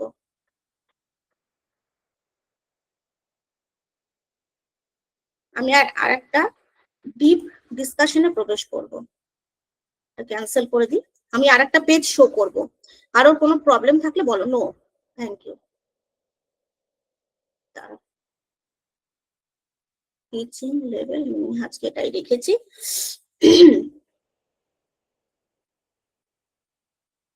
আচ্ছা, এগুলো আমরা অলরেডি আলোচনা করেছি, মানে নিজেদের মতো করে, তো এগুলো তো আমি পিডিএফ দিয়ে দেবো, অসুবিধা হবে না। মেন এই দেখো, শিখন একটা পরিবর্তিত প্রক্রিয়া, এগুলো আমরা দেখেছি। এখন যেটা আমরা আলোচনা করব, যেটা কিন্তু আমাদের সিলেবাসে রয়েছে, বিভিন্ন ভাবে আমি তোমাদেরকে এগুলো নিয়ে বলছিলাম, যে শিক্ষণের বিভিন্ন পর্যায় সিলেবাসে আছে, ভালো করে দেখবে। সিলেবাসে রয়েছে ফেজ এবং লেভেল, তো এটা ফেজ আর কি, হ্যাঁ এটা কিন্তু ফেজ। আমি ফেজ গুলো নিয়ে এখন আলোচনা করছি, চলো। তোমাদের প্রত্যেকের কাছে রিকোয়েস্ট, তোমরা নিজেদের মনোযোগের 60% যদি এখানে দাও, আর কোনো বই বা পিডিএফটা অত পড়া লাগবে না, এখান থেকে বুঝে বেরোবে, বুঝে বেরিয়ে যাবে। ওকে, তো শুরু করছি। শিক্ষণের বা টিচিং পর্যায় এক ধাপ, মানে এই ধাপকে প্রধানত 3টি শ্রেণীতে ভাগ করে আলোচনা করা হলো। এগুলো সিলেবাসে রয়েছে, হ্যাঁ ইংলিশ পিডিএফ এর সাথে প্রোভাইড হয়ে যাবে। আমি মুখে বলে দিচ্ছি, প্রাক সক্রিয় স্তর। আবার একটু বলি, যে একটু আগে বলছিলাম না, যে এক একজন টিচারের ক্লাস এক এক রকম, স্বাভাবিক, মানুষ আলাদা, চিন্তাধারা আলাদা, ব্যক্তিত্ব আলাদা হবে। কেন আলাদা হয়? কেন আলাদা হয়? এই তিনটে যে ফেজ রয়েছে, এই তিনটে ফেজ ভীষণ ভাবে গুরুত্বপূর্ণ। টিচিংটা কেমন হবে সেটা ঠিক করার জন্য আর কি। এবার বলি প্রথমে প্রাক সক্রিয় স্তর, প্রি অ্যাক্টিভ ফেজ। কি বললাম? Pre active phase. আচ্ছা, অন্তর সক্রিয়তার স্তর, ইন্টারঅ্যাক্টিভ ফেজ। এগুলো আমরা পরিচিত তো, নামগুলোর সঙ্গে পরিচিত আছি প্রত্যেকে। এবার আর একটা কি, উত্তর সক্রিয়তার স্তর, পোস্ট অ্যাক্টিভ ফেজ। বাস, ছেড়ে দাও, এবার সুন্দরভাবে এবার ভাবতে শুরু করো। প্রি মানে কি? প্রি বা প্রাক মানে কি? সবাই একটু ঝড়ের গতিতে বলো, প্রি মানে কি? প্রি মানে তো আমরা জানি, আমি প্রি থেকে পুরো বিষয়টাকে তুলে ধরবো, প্রি অ্যাক্টিভ ফেজ কি মানে অত আমি জানতে চাইছিলাম, শুধু প্রি মানে কি বলো তাহলেই হবে। প্রি মানে বিফোর, প্রিভিয়াস, প্রি মানে বিফোর, প্রিভিয়াস। সবাই বলছে প্রি মানে, ঠিক আছে, আর কিচ্ছু ভাবতে হবে না। এবার শুধু আমার কথা শোনো, ইজিলি আমার কথা শোনো। প্রি মানে হচ্ছে আগে, বা বিফোর, প্রিভিয়াস, আগে। তাহলে প্রি অ্যাক্টিভ ফেজ মানে প্রাক সক্রিয় স্তর। এই স্তরে আগে আমরা কি করি? যখন তোমরা প্রত্যেকে টিচিং করতে গেছো, স্কুলে টিচিং করেছো, প্রত্যেকে স্কুলে টিচিং করেছো, তো টিচিং করার আগে তুমি কি করেছো? প্রি অ্যাক্টিভ ফেজে তুমি কি করেছো? প্রি অ্যাক্টিভ ফেজ, আগের স্টেজে তুমি কি করছো? সবার আগে পূর্ব সক্রিয় স্তরে তুমি কি করেছো? এখানে আমরা কি করি, শুধু একটা কথা একটু মাথায় সেভ করো। এখানে একটা কথা মাথায় সেভ করো, এটা হচ্ছে পরিকল্পনার স্তর। এখান থেকে কিন্তু কুইজ এমসিকিউ আছে, বোঝো, সেই জন্য বলছি। এটা কি বললাম? প্রি অ্যাক্টিভ ফেজ হচ্ছে পরিকল্পনার স্তর, প্ল্যানিং স্টেজ। কিছু মাথায় রাখতে হবে না, শুধু একটা কথা মাথায় সেভ করো, pre active phase, planning stage. এখানে আমার কাজ হচ্ছে আমি শুধু পরিকল্পনা করব। এখানে শুধু আমি পরিকল্পনা করব। কি পরিকল্পনা করব? আমি টিচিং এ যাওয়ার আগে আমি কি পরিকল্পনা করব? আচ্ছা, আমি কোন স্কিলের ওপর টিচিং করব? স্কিল। আমি কোন টপিকের ওপর টিচিং করব? আমার লেসন প্ল্যান কি হবে? আমি কি কি কোয়েশ্চেন রাখবো? তাই তো? হ্যাঁ, আমি কি কি টিএলএম ব্যবহার করব? এগুলো নিয়েই তো প্ল্যানিং স্টেজ বা পরিকল্পনার স্তর। এর বাইরে তো পরিকল্পনার স্তর নেই, বা মানে আমাদের নেই টিচিং করার জন্য। খুব সোজা, আমরা বুঝে গেছি, কোনো প্রবলেম নেই। তাহলে প্রি অ্যাক্টিভ ফেজ বা প্রাক সক্রিয়তার স্তর, প্ল্যানিং স্টেজ, কোন টিএলএম ইউজ করব, কিভাবে ইউজ করব, কি টিচিং লার্নিং ম্যাটেরিয়াল থাকবে, কোন স্কিল ইউজ করব, কি কি প্রশ্ন রাখবো, এগুলো। কারোর কোনো ডাউট নেই যে এটা জানতো সে জানলো, যে জানতো না তারও ক্লিয়ার হলো, ঠিক আছে। অন্তর সক্রিয়তার স্তর, অন্তর মানে বাংলা ভাষাতেও যদি মানে বাংলাতে পুরো পাঁতি ভাবে বলি, অন্তর মানে মধ্য, আর ইংলিশ টার্মে এটাকে বলা ইন্টারঅ্যাক্টিভ ফেজ। ইন মানে মধ্যে, বুঝতে পারছো না? ইন মানে মধ্যে, ইন্টারঅ্যাক্টিভ ফেজ, ইন মানে মধ্যর সক্রিয়তা স্তর। তাহলে মধ্যে কি হলো? আচ্ছা, আমি প্ল্যান করলাম, আমি আজকে জবরদস্ত টিচিং করব, হে খুব ভালো একটা লেসন প্ল্যান বানিয়েছি, দারুণ টিএলএম বানিয়েছি কষ্ট করে, দারুণ, আর স্কিল যা দিয়েছি একদম দারুণ, একদম প্রশ্নকরণ, উৎসাহ দারুণ স্কিল। হ্যাঁ, এবারে এই প্ল্যান গুলো আমি কি করব? প্ল্যান গুলো আমি ইন্টারঅ্যাক্টিভ ফেজে অ্যাপ্লাই করব। আমি যে পরিকল্পনাগুলো করেছিলাম সেগুলো আমি সব ইন্টারঅ্যাক্টিভ ফেজে অ্যাপ্লাই করব। বোঝা গেল? আর কিচ্ছু মাথায় রাখতে হবে না, শুধু এইটুকু ব্রেনে সেভ করো।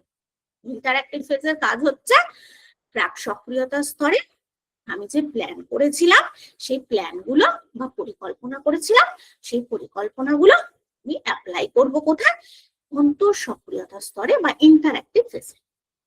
আর একটা, এই ইন্টারঅ্যাক্টিভ ফেজ হচ্ছে সব থেকে সক্রিয়তার স্তর। কেন সক্রিয়তার স্তর? কারণ এই ইন্টারঅ্যাক্টিভ ফেজে কিন্তু শিক্ষক এবং শিক্ষার্থীর যে ইন্টারাকশন সেটা সব থেকে ভালো হয়, সব থেকে ভালো হয়। বোঝা গেল? এবার প্রত্যেকে একটু রিলেট করো যে যখন তোমরা টিচিং এ যেতে, লেসন প্ল্যান বানিয়ে নিয়ে যেতে, তো বাড়ি থেকে বানিয়ে নিয়ে যেতে, এবার সেটা বানিয়ে নিয়ে গিয়ে ক্লাসে গিয়ে প্রেজেন্ট করতে, তখন শিক্ষক এবং শিক্ষার্থীর যে বন্ডিংটা, যে ইন্টারাকশনটা, যে কমিউনিকেশনটা, সেটা কোন লেভেলে হতো? সেটা ইন্টারঅ্যাক্টিভ ফেজে হতো। কোনো ডাউট নেই, এটুকু নিয়ে কোনো কারো ডাউট নেই আশা করি। ডাউট থাকলে প্রশ্ন করো, আমি কমেন্ট সেকশন দেখে ডাউট ক্লিয়ার করব। উত্তর সক্রিয়তার স্তর, এটা কি? Post active phase. কি বললাম? Post active phase. তাহলে এটার আবার কি কাজ? পোস্ট পোস্ট উত্তর সক্রিয়তার স্তর। এখানে মূল্যায়ন হয়, মূল্যায়ন। প্ল্যান হলো, প্ল্যানটা অ্যাপ্লাই হলো, অ্যাপ্লাই করার পর মূল্যায়ন হবে যে শিক্ষার্থীরা কতটা ভালো বুঝেছে, কতটা ভালো বুঝতে পেরেছে। মূল্যায়ন কৌশল নির্বাচন, মূল্যায়ন এক কথায় মূল্যায়ন, যে আমি যে কৌশলটা প্রয়োগ করেছি, আমি যে এতদিন ধরে বক বক করেছি, শিক্ষার্থীরা কি আদৌ বুঝেছে, না সব মাথার উপর দিয়ে বেরিয়েছে, না মনই দেয়নি, না আমার আমার টিচিং স্টাইলটাই বাজে ছিল। শিক্ষার্থী এখানে পুরোটা সেটা মূল্যায়ন করে, এবং মূল্যায়ন করার পর পরবর্তী স্টেপ তিনি কি করবেন সেটাকেই রিপিট করবেন, না পরের স্টেজে এগোবেন, সেটা ঠিক। বলো, এই তিনটে ফেজ নিয়ে কারোর কোনো ডাউট আছে? জাস্ট একবার দেখে নিন।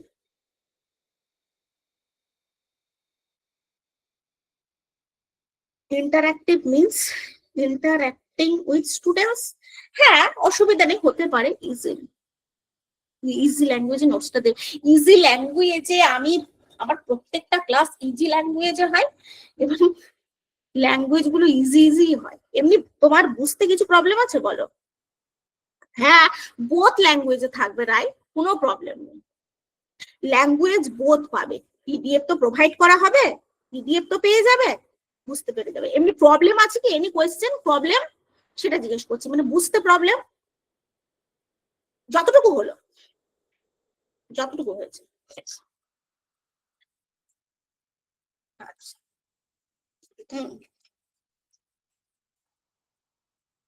Thank you. চলো তাহলে এবার দেখো, এবার বলি, এখানে দেখো সব রয়েছে পাশে পাশে। হ্যাঁ, যত ডিটেলস যাবে আমি ডিটেলসটা একটু দেখিয়ে দিই, মনে হয় পিডিএফ এর লাস্টে রয়েছে। ঠিক আছে, আচ্ছা আচ্ছা আচ্ছা। হ্যাঁ, এখানে সবটাই বোথ ল্যাঙ্গুয়েজে রয়েছে, সমস্তটা বোথ ল্যাঙ্গুয়েজে রয়েছে। তোমরা জাস্ট একবার করে রিডিং করবে, তোমাদের কোনো প্রবলেম হবে না, কোনো প্রবলেম হবে না। যা নোটস আছে সেগুলো সব বোথ ল্যাঙ্গুয়েজে আছে। যেহেতু প্রবলেম নেই, সেহেতু একটা কাজ করি, দাঁড়াও একটা আমি কিছু কুইজ এমসিকিউ রেখেছি এইটুকু থেকেই। আমি আর এগুলো বলছি না। কেন বলছি না? কারণ আমি এতক্ষণ ধরে যে কথাগুলো বললাম তোমাদের, সেই কথাগুলো এখানে সোজা সোজা সোজা ভাষায় রয়েছে, যেটা রিকোয়েস্ট, ম্যাম সোজা ল্যাঙ্গুয়েজে নোটস প্রোভাইড করবেন। ওকে, একদম সোজা ভাবে রয়েছে।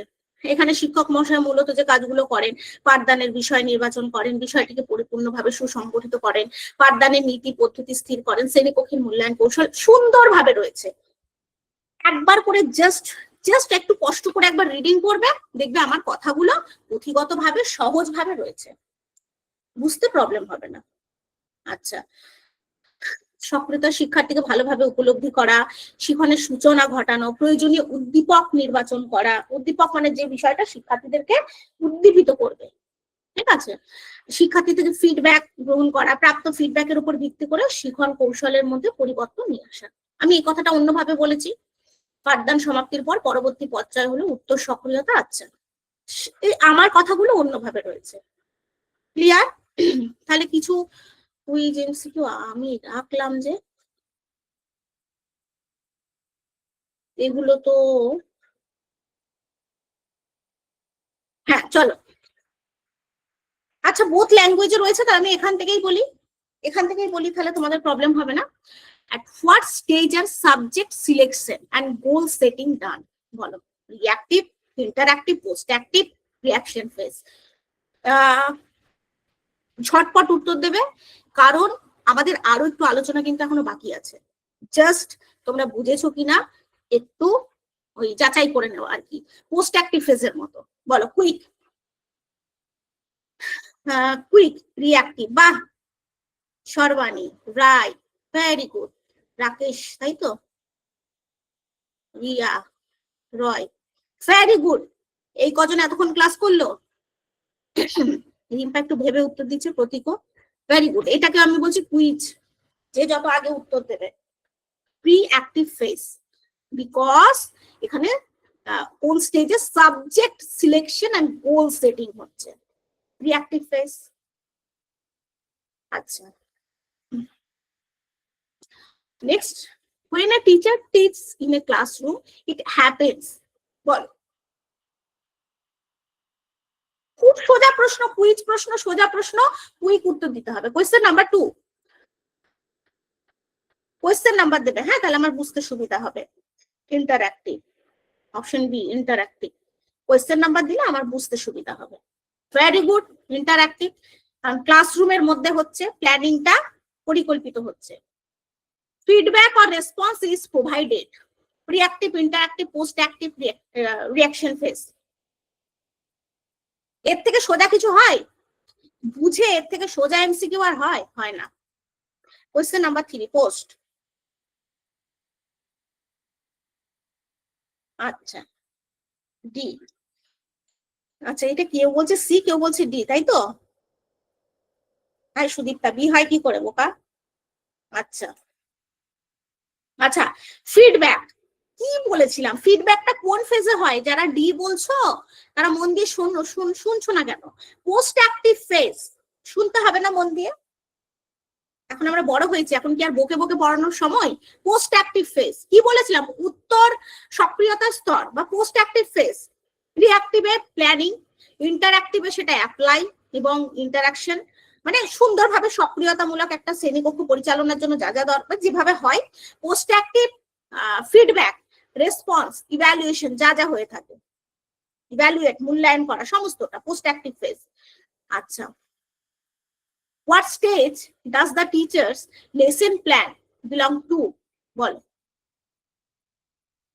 Quiz MCQ, quick. Question number 4, question number 4, exam হলেই তো এরকম ভুল হবে বিশ্বজিৎ। কোয়েশ্চেন নাম্বার 4, রিঅ্যাক্টিভ বলছো?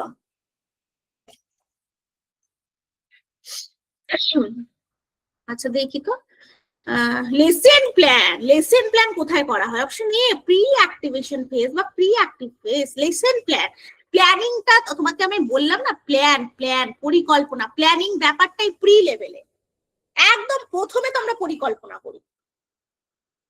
হ্যাঁ, সবকিছুতেই তো পরিকল্পনা আগে হয়, তারপরে তো সেটা অ্যাপ্লাই হয়, তাই না? হ্যাঁ, আচ্ছা, at what stage is active student participation seen? বলো। Question number 5,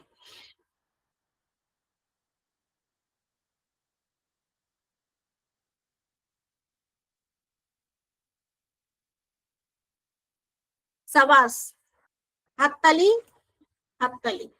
post active phase, খুব ভালো। আচ্ছা, এটা একটু বাংলা, ও এটা, আচ্ছা এটা লাস্ট প্রশ্ন, একটু উত্তর দিয়ে দাও। শ্রেণীকক্ষে শিক্ষক প্রশ্ন করেন এবং ছাত্র উত্তর দেয়, এটা কোন পর্যায়ের উদাহরণ? এটাও তোমরা বুঝতে পারছো কোন পর্যায়ে, এটা একটু বলে দাও বাস। তারপরে আমি এখন চলে যাবো লেভেলে। এই প্রশ্নের উত্তর দেয়া হলে আমি এখন লেভেল নিয়ে আলোচনা করব তোমাদের সঙ্গে।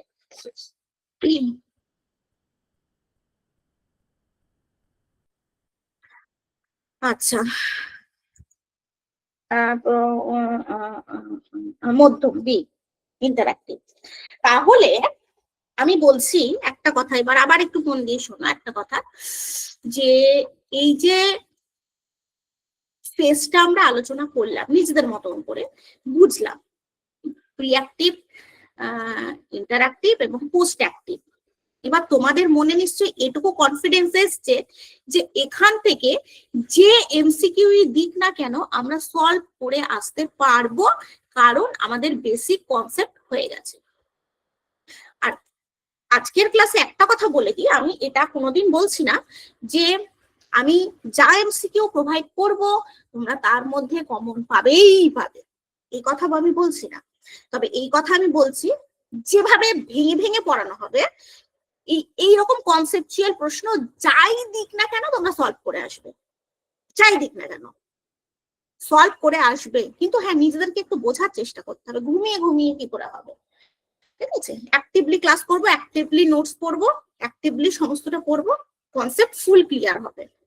আর মানে এই টিচিং অ্যাপটিটিউড এমন একটা সাবজেক্ট, এখানে কমনটা খুব মুশকিল কথা। আমি জানি না কে কমন দেয় বা কমন পারে, আমি আমার জানা নেই, কেউই হয়তো, আমি জানি না। কিন্তু একটা জিনিস, সেটা কিন্তু ফুল কনসেপচুয়াল, বিশ্বাস করো ফুল কনসেপচুয়াল। এখানে যত কনসেপ্ট ক্লিয়ার হবে তত প্রশ্ন কমন পাবো। প্রশ্ন একটা দিয়েছে, যদি ঘুরিয়ে দেয় তোমার কনসেপ্ট না থাকলে তুমি ধরবে কি করে, তাই না? তো এভাবে আশা করি তোমাদের কোনো মানে সমস্যা হবে না। চলো আর কথা বলবো না, আমি একটু লেভেলটা এখন শুরু করি। এটা আমাদের সিলেবাসে রয়েছে। আশা করি তোমরা memory level, understanding level, reflective level, এই লেভেলের সঙ্গে পরিচিত আছো, ঠিক আছে? আমি আগে নিজের মতন করে একটু বলি। নোটস তো তোমরা পেয়েই যাবে, নোটস ঘরেও পড়তে পারবে, নোটস পড়ার জন্য তো আর লাইভ নয়। প্রথমে স্মৃতি বা মেমোরি লেভেল, স্মৃতি বা মেমোরি লেভেল। এই স্মৃতি বা মেমোরি লেভেল থেকে কার কতটা কনসেপ্ট আছে আমি জানি না, আমি আর প্রশ্ন করছি না এখন, আমি আগে একটু বলে নিই। এর কাজ হচ্ছে, আচ্ছা আগে বলি, এই মেমোরি লেভেল বা স্মৃতির স্তর মস্তিষ্কের সঙ্গে সম্পর্কযুক্ত।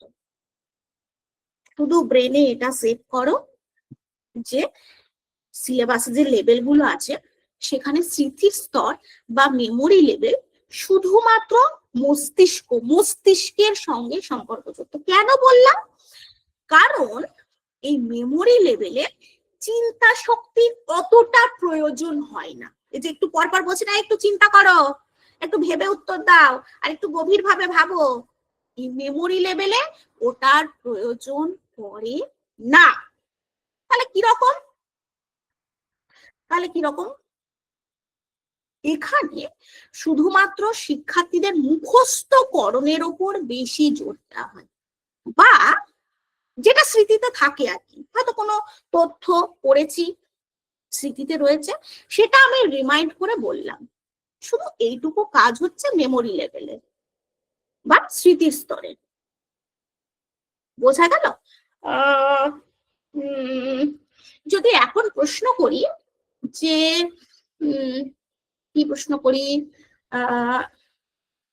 প্রচেষ্টা এবং ভুল, ট্রাই এবং এরর, এই তত্ত্বটা কার?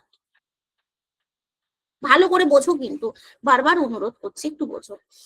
প্রচেষ্টা এবং কি বললাম, ফেলিওর, ট্রাই এবং এরর, এই থিওরিক্যাল তত্ত্বটির প্রবক্তা কে? কে প্রবক্তা? খুব ইজিলি তোমরা বলতে পারবে যে ম্যাডাম থর্নডাইক, তাই না? কারণ এখানে তোমাকে ভাবতে হলো না, তোমাকে চিন্তা করতে হলো। চিন্তা করলে না যুক্তি প্রয়োগ করলে না সেটাকে বিশ্লেষণ করলে, কিছু করতে হলো? কিচ্ছু করতে হলো না, তোমার ব্রেনে ছিল, তুমি জাস্ট রিমাইন্ড করে সেটা আমাকে বলে দিলে। বা ভারতের রাজধানী কি, ভারতের প্রধানমন্ত্রীর নাম কি, এই টাইপ যে প্রশ্নগুলো যেখানে চিন্তার দরকার হয় না, মানে চিন্তা শক্তির প্রয়োজন হয় না, এই জায়গাগুলো, সেগুলো মেমোরি লেভেল। আশা করি যারা মন দিয়ে শুনছো তারা বুঝতে পারছো। তাও আমি একবার জাস্ট বলে দিচ্ছি, হ্যাঁ বুঝতে পেরেছো কিনা আমি তো ক্লিয়ার নই, আমি জাস্ট একবার বলে দিচ্ছি। শিক্ষক বিভিন্ন ধরনের তথ্য সমৃদ্ধ শিখন শিক্ষার্থীদের নিকট পরিবেশন করেন। শিক্ষার্থীরা সেই সমস্ত তথ্য স্মরণে রাখে এবং সময় মতো সেইগুলোকে পরিবেশন করে। একে স্মৃতির স্তরের শিখন বলা হয়। এই স্তরে চিন্তার ক্ষমতা খুব স্বল্প বা প্রায় নেই বললেই চলে। স্মরণ ক্রিয়া এখানে গুরুত্বপূর্ণ ভূমিকা পালন করে। বৌদ্ধিক বিষয়গুলো এখানে সেভাবে বৌদ্ধিক, মানে ওই যে বললাম না, বুদ্ধি খাটিয়ে বলো, চিন্তা করে বলো, যুক্তি প্রয়োগ করো, তোমার মতামত দাও, এইগুলো এখানে গুরুত্ব পায় না। এখানে বিভিন্ন ঘটনা, তথ্য পরিবেশন করা হয়, তাদের সংগঠন করা হয়। বৌদ্ধিক বিষয়গুলোর উল্লেখ থাকে না বলে এখানে অন্তর্দৃষ্টিও প্রয়োজন হয়। অন্তর্দৃষ্টি কি, বা অন্তর্দৃষ্টি আমাদের একটা থিওরি আছে, জানি না এখন কার কার তোমাদের মনে আছে। অন্তর্দৃষ্টি হচ্ছে ইনসাইড লার্নিং। ইনসাইড লার্নিং কার? কোহলার, ওয়ার্ডিমার, কোহলার, উডকপকা, তাদের একটা ইনসাইড লার্নিং আছে। তো অত দরকার নেই আপাতত। অন্তর্দৃষ্টি হচ্ছে মনের দৃষ্টি। অন্ত মানে কি? অন্ত মানে ভেতর, তো মানে ভেতর, ভেতরের দৃষ্টি মানে মনের দৃষ্টি কোনো প্রকার প্রয়োজন হয় না, তাই না? আজকে যদি তুমি আমাকে বুঝতে চাও যে ম্যাডাম কেমন প্রকৃতির মানুষ, কেমন তার ব্যক্তিত্ব, বা আমি তোমাকে বুঝতে চাই তোমরা কেমন, আমাকে কি পছন্দ করছো, বা আমার ক্লাস কি পছন্দ হচ্ছে, আমি তোমাদের বোঝার জন্য একটা মনের দৃষ্টি দরকার না? আগে তো তোমাকে বুঝতে হবে, তবে না আমি তোমাকে অ্যানালাইসিস করতে পারবো, বা আগে তো আমাকে তোমার বুঝতে হবে, তবে তো তোমরা আমাকে জাজ করতে পারবে। তো এগুলোর জন্য অন্তর্দৃষ্টি দরকার। যাই হোক, তো এগুলোর কিন্তু এখানে প্রয়োজন পড়ে না। শিক্ষার্থী বিভিন্ন বিষয় স্মরণে রাখে, যথাস্থানে প্রয়োগ। বোঝা গেল? একজন শিক্ষকের ভূমিকা পালন করে, শিক্ষকের ভূমিকা এখানে সর্বাধিক গুরুত্ব পায়, কারণ এখানে শুধু মুখস্থটাকেই গুরুত্ব দেওয়া হয়। হ্যাঁ, শিক্ষার্থীরা এখানে নিষ্ক্রিয় শ্রোতার ভূমিকায় থাকে। শিক্ষণ প্রক্রিয়া এখানে অনেকটাই যান্ত্রিক, এটা শিক্ষক কেন্দ্রিক, তার মানে শিক্ষার্থী কেন্দ্রিক, মেমোরি লেভেল নয়, এটা মনে রাখবে। এমসিকিউ এর জন্য কিন্তু এগুলো গুরুত্ব, আমি তো এত বলছি, এগুলো গুরুত্বপূর্ণ এমসিকিউ এর জন্য। মেমোরি লেভেল তাহলে বর্তমানে যে শিক্ষা ব্যবস্থা সেটার জন্য একদম একদম একদম পারফেক্ট নয়, এবং এটা শিক্ষক কেন্দ্রিক, শিক্ষার্থী কেন্দ্রিক নয়, এটা যান্ত্রিক প্রকৃতির, এটা একমুখী প্রক্রিয়া। শুধু শিক্ষক বলবে আর শিক্ষার্থীরা মস্তিষ্কে ধারণ করবে, না বুঝবে, না যুক্তিবোধ তৈরি করবে, না সেটাকে অ্যানালাইসিস করবে, না সমস্যা সমাধান করবে, কিচ্ছু দরকার নেই। এই স্তরে সংকেত শিখন, ধারাবাহিক শিখন, উদ্দীপক প্রতিক্রিয়া শিখনের ওপর জোর দেওয়া হয়। মূল্যায়নের জন্য এখানে বিভিন্ন রকমের প্রথাগত পদ্ধতি, রচনাধর্মী প্রশ্ন, সংক্ষিপ্ত উত্তরধর্মী প্রশ্ন এবং নৈবদ্যিক প্রশ্ন করা হয়। এখানে উপস্থাপিত বিষয়বস্তু শিক্ষার্থীরা মোটামুটি 3টি কারণে পড়ে। আচ্ছা, সেটা শিক্ষকের ভয়ের জন্য আমরা পড়ে থাকি, বা পড়তাম ছোটবেলা, পরীক্ষায় পাশ করতে হবে তাই জন্য যেমন এখন পড়ছি, বা শিক্ষকের অনুগ্রহ লাভের আশায় পড়ছি, নানা কারণে। আচ্ছা, এবারে আমাকে তোমরা বুঝেছো কিনা সেটা বোঝার জন্য একটা প্রশ্ন আমি এখানে রাখছি। এই যে একটা জিনিস দেখো, মেমোরি লেভেলে আমি বললাম মেন কথাগুলো বলি, এটা শিক্ষক কেন্দ্রিক, এটা বলেছি, এটা একমুখী প্রক্রিয়া, এটা যান্ত্রিক প্রকৃতির, এখানে চিন্তার দরকার হয় না, শুধু ব্রেনে রেখে সেটা প্রয়োজন মতো রিমাইন্ড করাটাই স্মৃতির স্তর। এবং এখানে মূল্যায়নের জন্য কি কি প্রশ্ন থাকে? প্রথাগত কিছু প্রশ্ন থাকে, রচনাধর্মী প্রশ্ন থাকে, সংক্ষিপ্ত উত্তরধর্মী প্রশ্ন থাকে, নৈবদ্যিক প্রশ্ন থাকে। আচ্ছা, এখানে কোনটা মিসিং বলে তোমাদের মনে হচ্ছে?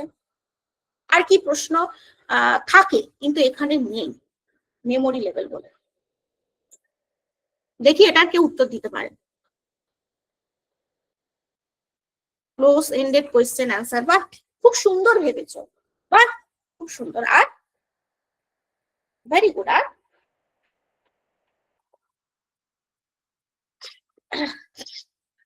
আর আর বলো, অনন্যা রায়, প্রদীপ, বোধগম্যতার কোয়েশ্চেন, পায়েল ভদ্র এতক্ষণ পর মেসেজ করেছে, পায়েলের নামটা পেলাম। ট্রু ফলস, আচ্ছা, ট্রু ফলস গুলো তো মেমোরির মধ্যেই আসে সুদীপা, ওগুলো তো চিন্তা শক্তির দরকার পড়ে না, অত তো ব্রেন খাটানোর দরকার পড়ে না। এই যে পায়েল যেটা বলেছে, মাহিবুর যেটা বলেছে, সব থেকে গুরুত্বপূর্ণ, বুঝতে পেরেছো? পায়েলেরটা খুব ভালো, বোধগম্য, খুব ভালো। আমি এটা চাইছিলাম তোমাদের কাছে, বোধগম্যতা আমি পরের স্টেজে আসছি, বোধগম্যতা কি বা আন্ডারস্ট্যান্ডিং লেভেল কি, এখানে শিক্ষার্থীরা কতটা বুঝেছে। বোধগম্যতা আমরা জানি তো, এটা নিয়ে বেশি বললে আবার প্রবলেম, কারণ তো আমরা জানি বোধগম্যতা বা আন্ডারস্ট্যান্ডিং লেভেল কি, যেখানে কি থাকবে, চিন্তা শক্তি থাকবে, যুক্তিবোধ থাকবে, সমস্যা সমাধান থাকবে, বিশ্লেষণ থাকবে, মানে এক কথায় শিক্ষার্থী বুঝেছে কিনা সেটা যাচাইকরণের জন্য যা যা কিছু থাকে, মানে বোধ, বিষয় সম্পর্কে বোধ হয়েছে কিনা। আমি যে এতক্ষণ ধরে বক বক করছি, বা একটা টিচার যে পুরো 40 মিনিট ধরে একটা ক্লাস পরিচালনা করেন, শিক্ষার্থীরা বুঝেছে কিনা, কতটা বুঝেছে, এই যে ব্যাপারটা এখানে যেমন বোঝার দরকারই নেই, কিন্তু এই আন্ডারস্ট্যান্ডিং লেভেলে কিন্তু বোঝার দরকার আছে। বুঝতে পেরেছো?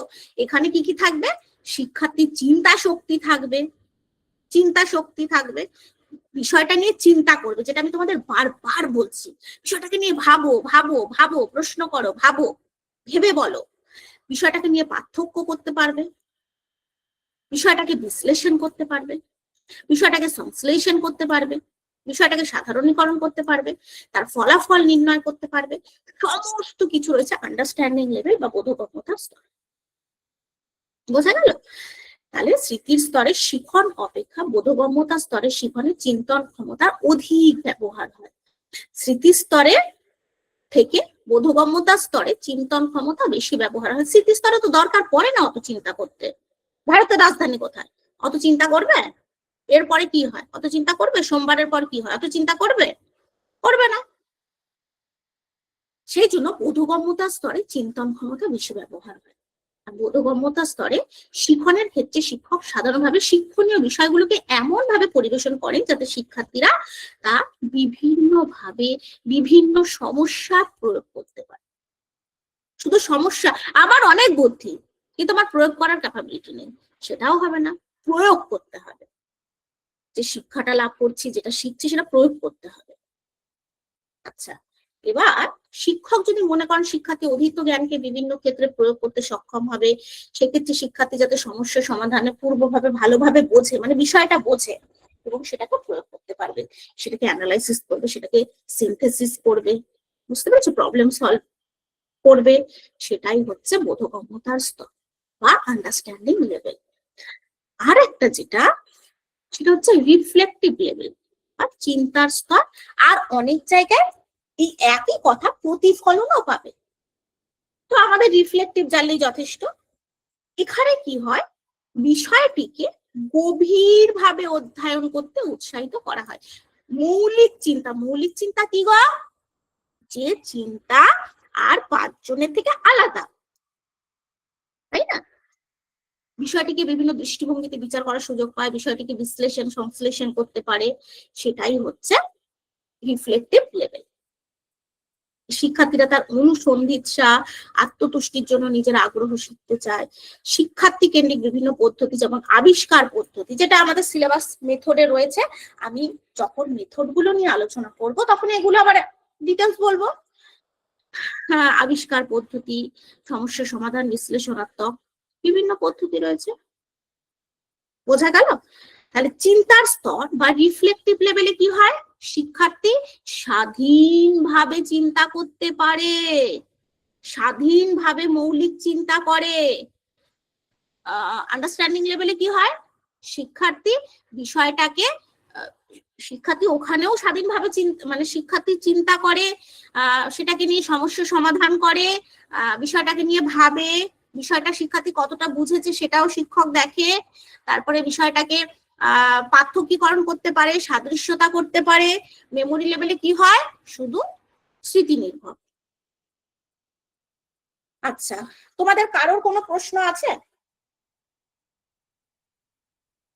তাহলে আমার একটা প্রশ্ন আছে, মানে তোমাদের যদি প্রশ্ন না থাকে তাহলে আমি প্রশ্ন করব, তোমাদের কোনো প্রশ্ন থাকলে করো, আমি একটু চেক করি, দাঁড়াও। নিজস্বতা থাকবে, ভেরি গুড, ভেরি গুড।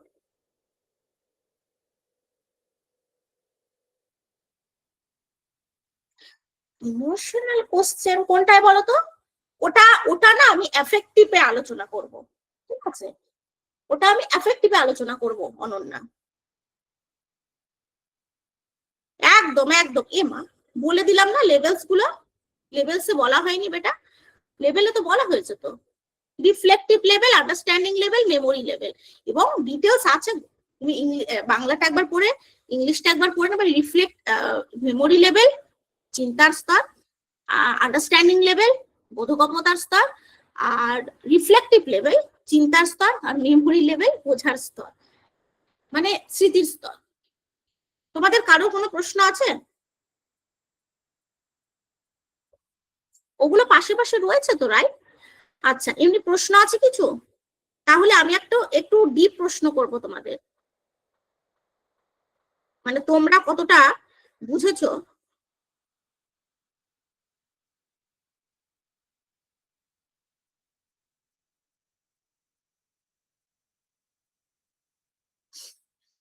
কারোর কোনো প্রশ্ন নেই? অদ্ভুত।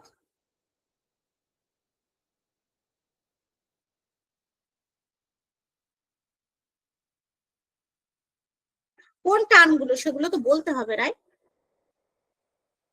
কোন টার্মগুলো, কোন টার্মগুলো? ওই অনুসন্ধিৎসা, আত্মতুষ্টি, এই টার্মগুলো। অনুসন্ধিৎসা মানে নিজের মধ্যে একটা কোয়ারি তৈরি হওয়া, আত্মতুষ্টি একটু হয় না, নিজের থেকে একটা স্যাটিসফ্যাকশন, বিষয় সম্পর্কে যে আমি বুঝেছি, জেনেছি, এই টার্মগুলো। তাছাড়া আর কি বোঝার মতো আছে? কিন্তু আবিষ্কার পদ্ধতি, তো মেথড, এগুলো তো সব মেথড। এগুলো যখন আমরা মেথড গুলো পড়বো তখন এগুলো নিয়ে ডিটেলস আলোচনা করবো, problem solving method, heuristic method. তাছাড়া রাইট, সেগুলো বলো একটু কোনগুলো। যেমন, আচ্ছা তাহলে আমি একটা প্রশ্ন করতে থাকি, হ্যাঁ, একটা প্রশ্ন আমি করতে থাকি, রাই ততক্ষণ ওর প্রবলেম গুলো বলতে থাকো। আমার একটা প্রশ্ন এখন, এই যে আমি যে তোমাদেরকে বললাম যে রিফ্লেক্টিভ লেভেল চিন্তার স্তর, এবং আরেকটা যেটা বললাম আন্ডারস্ট্যান্ডিং লেভেল, তো মোটামুটি তোমাদের কাছে এক মনে হলো না? এই যে রিফ্লেক্টিভ লেভেল এবং এই যে আন্ডারস্ট্যান্ডিং, রিফ্লেক্টিভ লেভেল এবং আন্ডারস্ট্যান্ডিং লেভেল তোমাদের কাছে একটু এক বলে মনে হলো না? যে এটাতেও তো প্রবলেম সলভ করতে হবে, এটাও চিন্তনমূলক, এখানেও আমাকে চিন্তা করার সুযোগ পাচ্ছি, বিশ্লেষণ করার সুযোগ পাচ্ছি, অ্যানালাইসিস করতে পারছি, সিনথেসিস করতে পারছি, এখানেও আমি তাই পাচ্ছি। মানে কিছুটা এক মনে হলো না? এই যে চিন্তা শক্তি, পার্থক্য, বিশ্লেষণ, সংশ্লেষণ, যেগুলো বিশ্লেষণ মানে একটা বিষয়কে ভাঙা, সংশ্লেষণ মানে সিনথেসিস, যেটা যেটা সামগ্রীকরণ, সাধারণীকরণ, ফলাফল, কিছুটা এক মনে হলো না? তো এটার ডিফারেন্সিয়েশনটা কি আছে? মানে আমি মেইন যেটা জানতে চাইছি, এই আন্ডারস্ট্যান্ডিং লেভেল এবং রিফ্লেক্টিভ লেভেলের ডিফারেন্সিয়েশনটা কি? মানে যখন এমসিকিউ দেবে, এমসিকিউ পাবো, তখন হয়তো তুমি রিফ্লেক্টিভ লেভেলও পেলে, আন্ডারস্ট্যান্ডিং লেভেলও পেলে, দুটোই পেলে। তো তুমি কি করে বুঝবে যে এটা আন্ডারস্ট্যান্ডিং লেভেলের উত্তর হবে বা এটা রিফ্লেক্টিভ লেভেল উত্তর হবে? এটার পার্থক্য কি? পার্থক্যটা কি?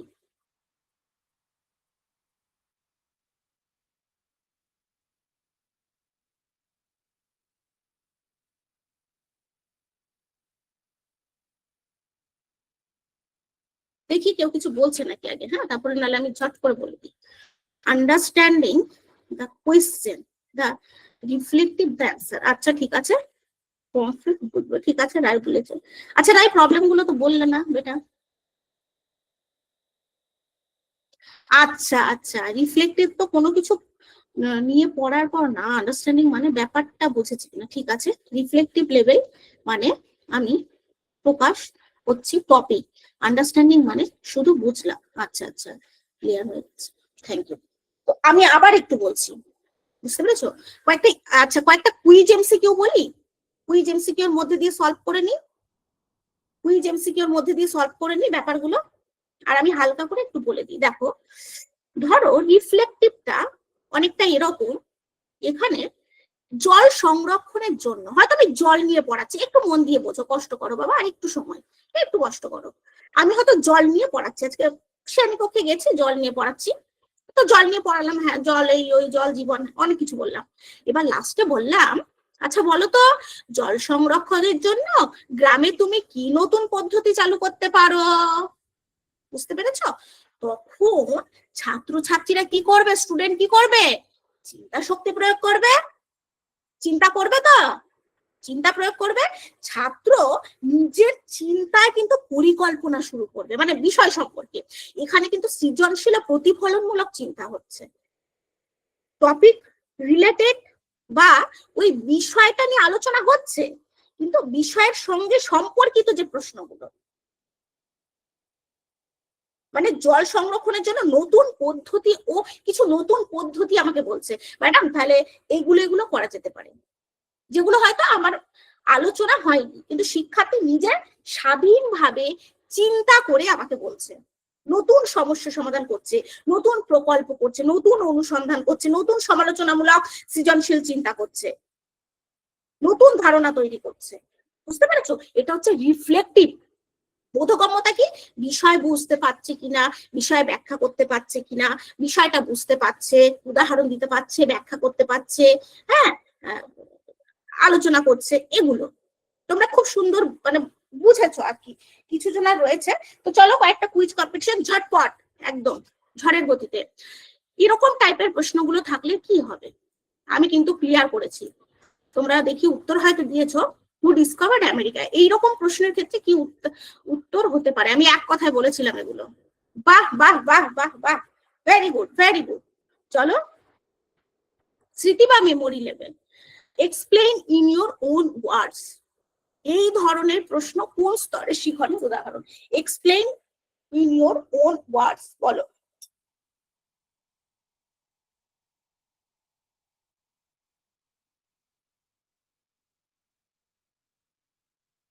কি হবে, চেক করে নি, এটা ডি, বি, সি, এটা সি, ডি, অনেক বি, সব রকম এসছে। চলো দেখে নি। যখন আমি এটা বললাম এবং বললাম এই তুমি তোমার নিজের মতন করে ব্যাখ্যা করো, এটা কিন্তু আন্ডারস্ট্যান্ডিং লেভেল। তোমাকে আমি নিজের মতন করে বলতে বলছি, explain in your own word, এই ধরনের প্রশ্ন কোন স্তরে শিক্ষণের উদাহরণ, এটা আন্ডারস্ট্যান্ডিং লেভেল। আচ্ছা, তাহলে রিফ্লেক্টিভ হলে কি হতো, চলো রিফ্লেক্টিভটা একটু দেখে নিই। রিফ্লেক্টিভ কি রয়েছে, রয়েছে প্রবলেম সলভিং মেথড, কোন স্তরে শিখনের জন্য সবচেয়ে উপযোগী, বলো।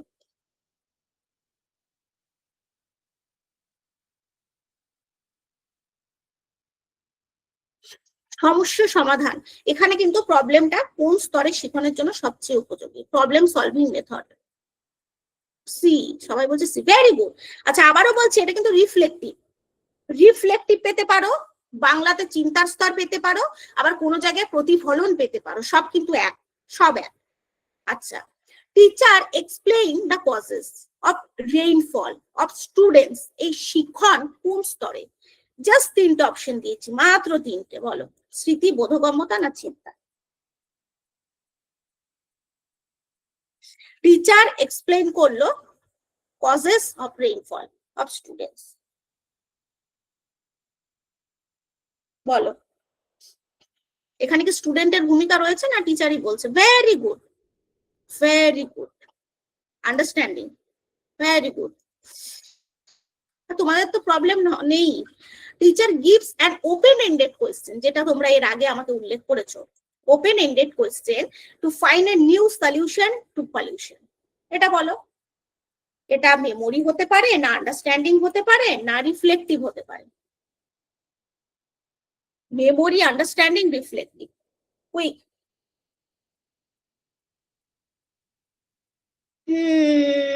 ওপেন এন্ডেড তো, ফাইন্ড এ নিউ সলিউশন, আচ্ছা নিউ, এই জায়গাগুলো দেখবে, নিউ সলিউশন টু পলিউশন, ঠিক আছে, দেখি তোমরা কি করেছো।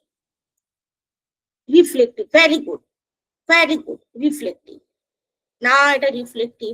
এই জায়গাগুলো দেখতে হবে না, নিউ সলিউশন, নতুন ভাবে শিক্ষার্থী স্বাধীনভাবে নতুন ভাবে চিন্তা করছে বিষয়টাকে নিয়ে, এবং সেটা ওপেন এন্ডেড কোয়েশ্চেন হচ্ছে, এটা কিন্তু রিফ্লেক্টিভ, ঠিক আছে। আচ্ছা, আর প্রশ্ন নেই, এই কটাই ছিল আমাদের প্রশ্ন। আচ্ছা, এবার লাস্ট আর একবার আমি জিজ্ঞেস করব, দেখো সামগ্রিকভাবে আজকে যতটা ক্লাস হয়েছে, আমি পিডিএফ শেয়ার করছি, পিডিএফ বেঙ্গলি এবং ইংলিশ বোথ ল্যাঙ্গুয়েজ পাবে। পড়ো, পড়ার পর যদি আবার প্রশ্ন জাগে, রায়কেও বলছি, সবাইকে বলছি, যদি প্রশ্ন জাগে, কোনো মানে বুঝতে অসুবিধা হয়, আমাকে পরের লাইভ ক্লাসে জিজ্ঞেস করবে। ঠিক আছে, আগে তো পড়তে হবে, না পড়লে তো অত বুঝবো না। পড়ো, প্রবলেম হলে পরের ক্লাসে জিজ্ঞাসা করো। আপাতত সামগ্রিকভাবে ওভারঅল কারোর কোথাও বুঝতে কোনো প্রবলেম আছে হ্যাঁ কিনা আরেকবার বলে দাও, আর যদি থাকে সেটা মেনশন করো, আমি এক কথায় বলে দেবো। আচ্ছা আচ্ছা আচ্ছা, Sarbani, thank you so much. তাহলে আজ আমি এখানেই শেষ করব। Thank you so much. আগের দিনের পিডিএফ, আচ্ছা আচ্ছা, ঠিক আছে, স্যারকে একবার বলো, আমি তো পিডিএফ শেয়ার করেছিলাম, স্যারকে একবার বলো, আমি পিডিএফ আজকেও শেয়ার করে দেবো। আর আজ এই পর্যন্ত, তো তাহলে সবাই ভালো থাকো, পিডিএফ পড়ো, প্রবলেম হলে জিজ্ঞেস করো। Thank you so much. আচ্ছা, থ্যাংক ইউ। ম্যাডাম কমপ্লিট হয়ে গেছে? হ্যাঁ sir. Okay okay, thank you madam. আমি একটু তোমাদের গ্রুপটা ওপেন করে দিচ্ছি, যদি একটা দুটো সেন্টেন্সে তোমরা একটু ফিডব্যাক শেয়ার করো। আবার বলছি, একটু মানে সময় নেব না, একটু যদি একটা দুটো সেন্টেন্সে তোমাদের ফিডব্যাক একটু শেয়ার করো।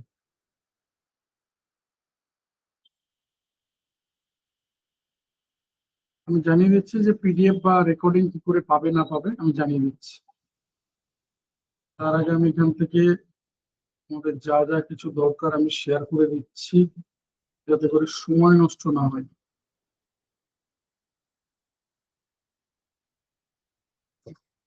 আশা করি সবাই দেখতে পাচ্ছ, সেকেন্ড পেজে তোমার রয়েছে। একটু যদি একটা দুটো সেন্টেন্সে তোমাদের একটু ফিডব্যাক শেয়ার করি, যদি একটা দুটো সেন্টেন্সে তোমাদের একটু ফিডব্যাক শেয়ার করি।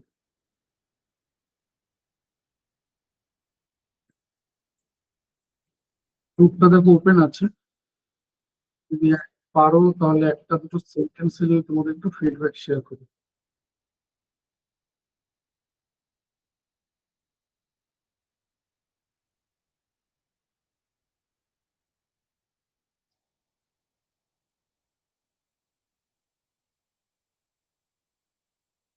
যদি একটা দুটো সেন্টেন্সে তোমাদের ফিডব্যাক শেয়ার করি।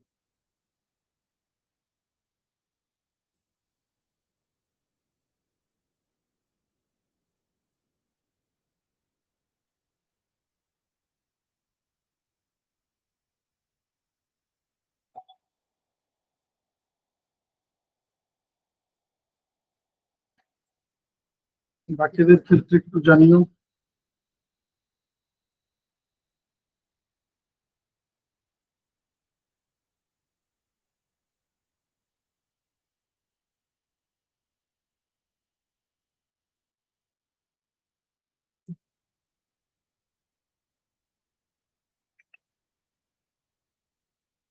যদি একটা দুটো সেন্টেন্সে ফিডব্যাক।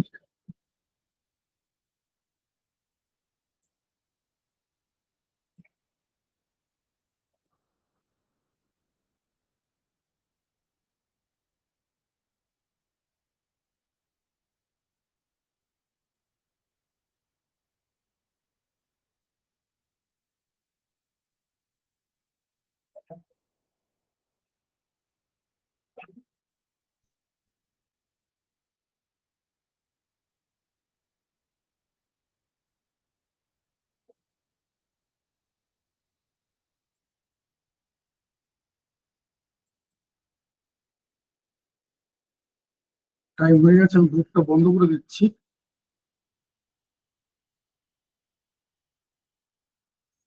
দেখো, যেটা বলার যে শুধুমাত্র টাইপ করে পাঠাবে, কোনো রকম স্ক্রিনশট বা ছবি তুলে পাঠাবে না, বা কোনো ইমেজ পাঠাবে না, যেটা রিপিটেডলি বা রেগুলার বেসিসে বলা হয়। কথাগুলো রেগুলার বেসিসে তোমার সাথে বলা হয়। তো এটা কোনটা যে শুধুমাত্র টাইপ করে পাঠাবে, কোনো রকম স্ক্রিনশট বা ছবি তুলে পাঠাবে না। নেক্সট জানিয়ে রাখি যে আমাদের যে পরপর 4 দিনের ক্লাস ছিল, তার অলরেডি 3 দিন আমাদের ক্লাস হয়ে গেছে। আগামীকাল আমাদের চতুর্থ ক্লাস হচ্ছে রিজনিং ক্লাস।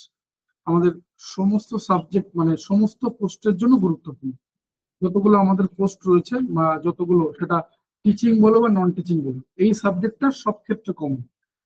মাত্র 4টে সাবজেক্ট বা 4টে জায়গা রয়েছে যেটা সব জায়গায় কমন, তার মধ্যে একটা হচ্ছে রিজনিং। এছাড়া হিন্দি রয়েছে, ইংলিশ রয়েছে এবং জেনারেল নলেজ বা জেনারেল অ্যাওয়ারনেস এই পার্টগুলো রয়েছে। তার মধ্যে অবশ্যই একটা সাবজেক্ট হচ্ছে হিন্দি, তো সরি ভুল বললাম, হিন্দি তো অবশ্যই, তার সাথে অবশ্যই রিজনিং। তো আগামীকাল রিজনিং ক্লাস থাকবে, আমি নিজে থাকবো আগামীকাল ক্লাসে।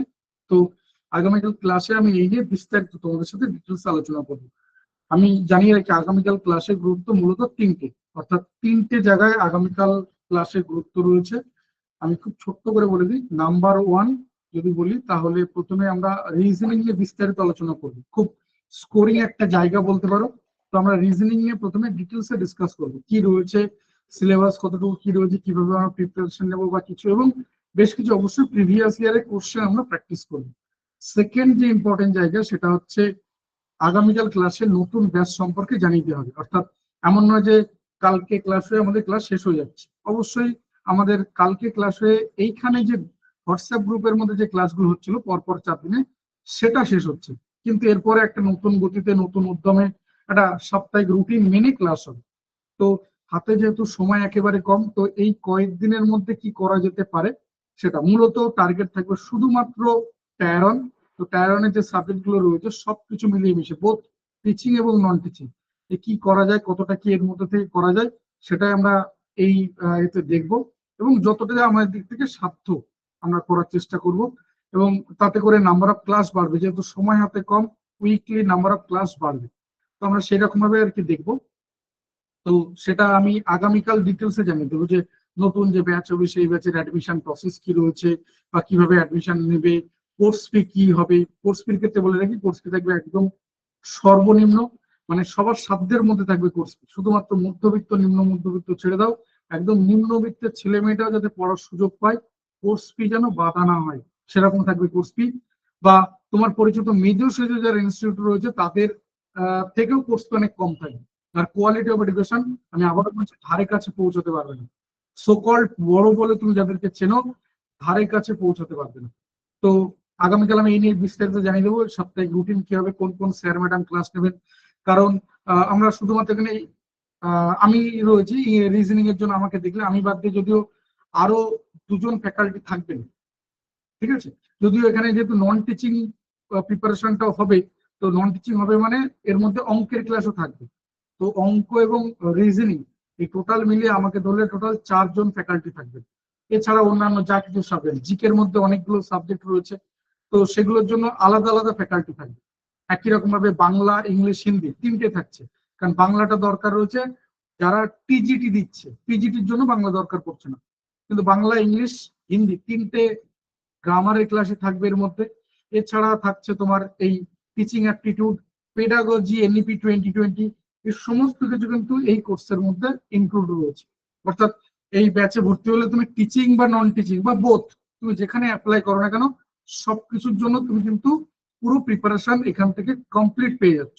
তো আগামীকাল আমি এই নিয়ে জানিয়ে দেবো যে কোন কোন স্যার ম্যাডাম ক্লাস নেবেন, সাপ্তাহিক রুটিন, কোর্সের ডিউরেশন, কোর্সের টাইমিং, ক্লাসের টাইমিং, সবকিছু আমি আগামীকাল পুরো বিস্তারিত তোমাদের সাথে, আজ আমি ধরো মুখে বলছি সবকিছু, আগামীকাল এগুলো আমি তোমাদের সাথে লিখিত আকারে, রিটেন আকারে শেয়ার করে দেবো, ঠিক আছে। তো আগামীকাল এই রয়েছে। তৃতীয় যেটা বলার, যে আগামীকাল ক্লাসে একটা মাস্টার সিক্রেট কোড শেয়ার করা হবে।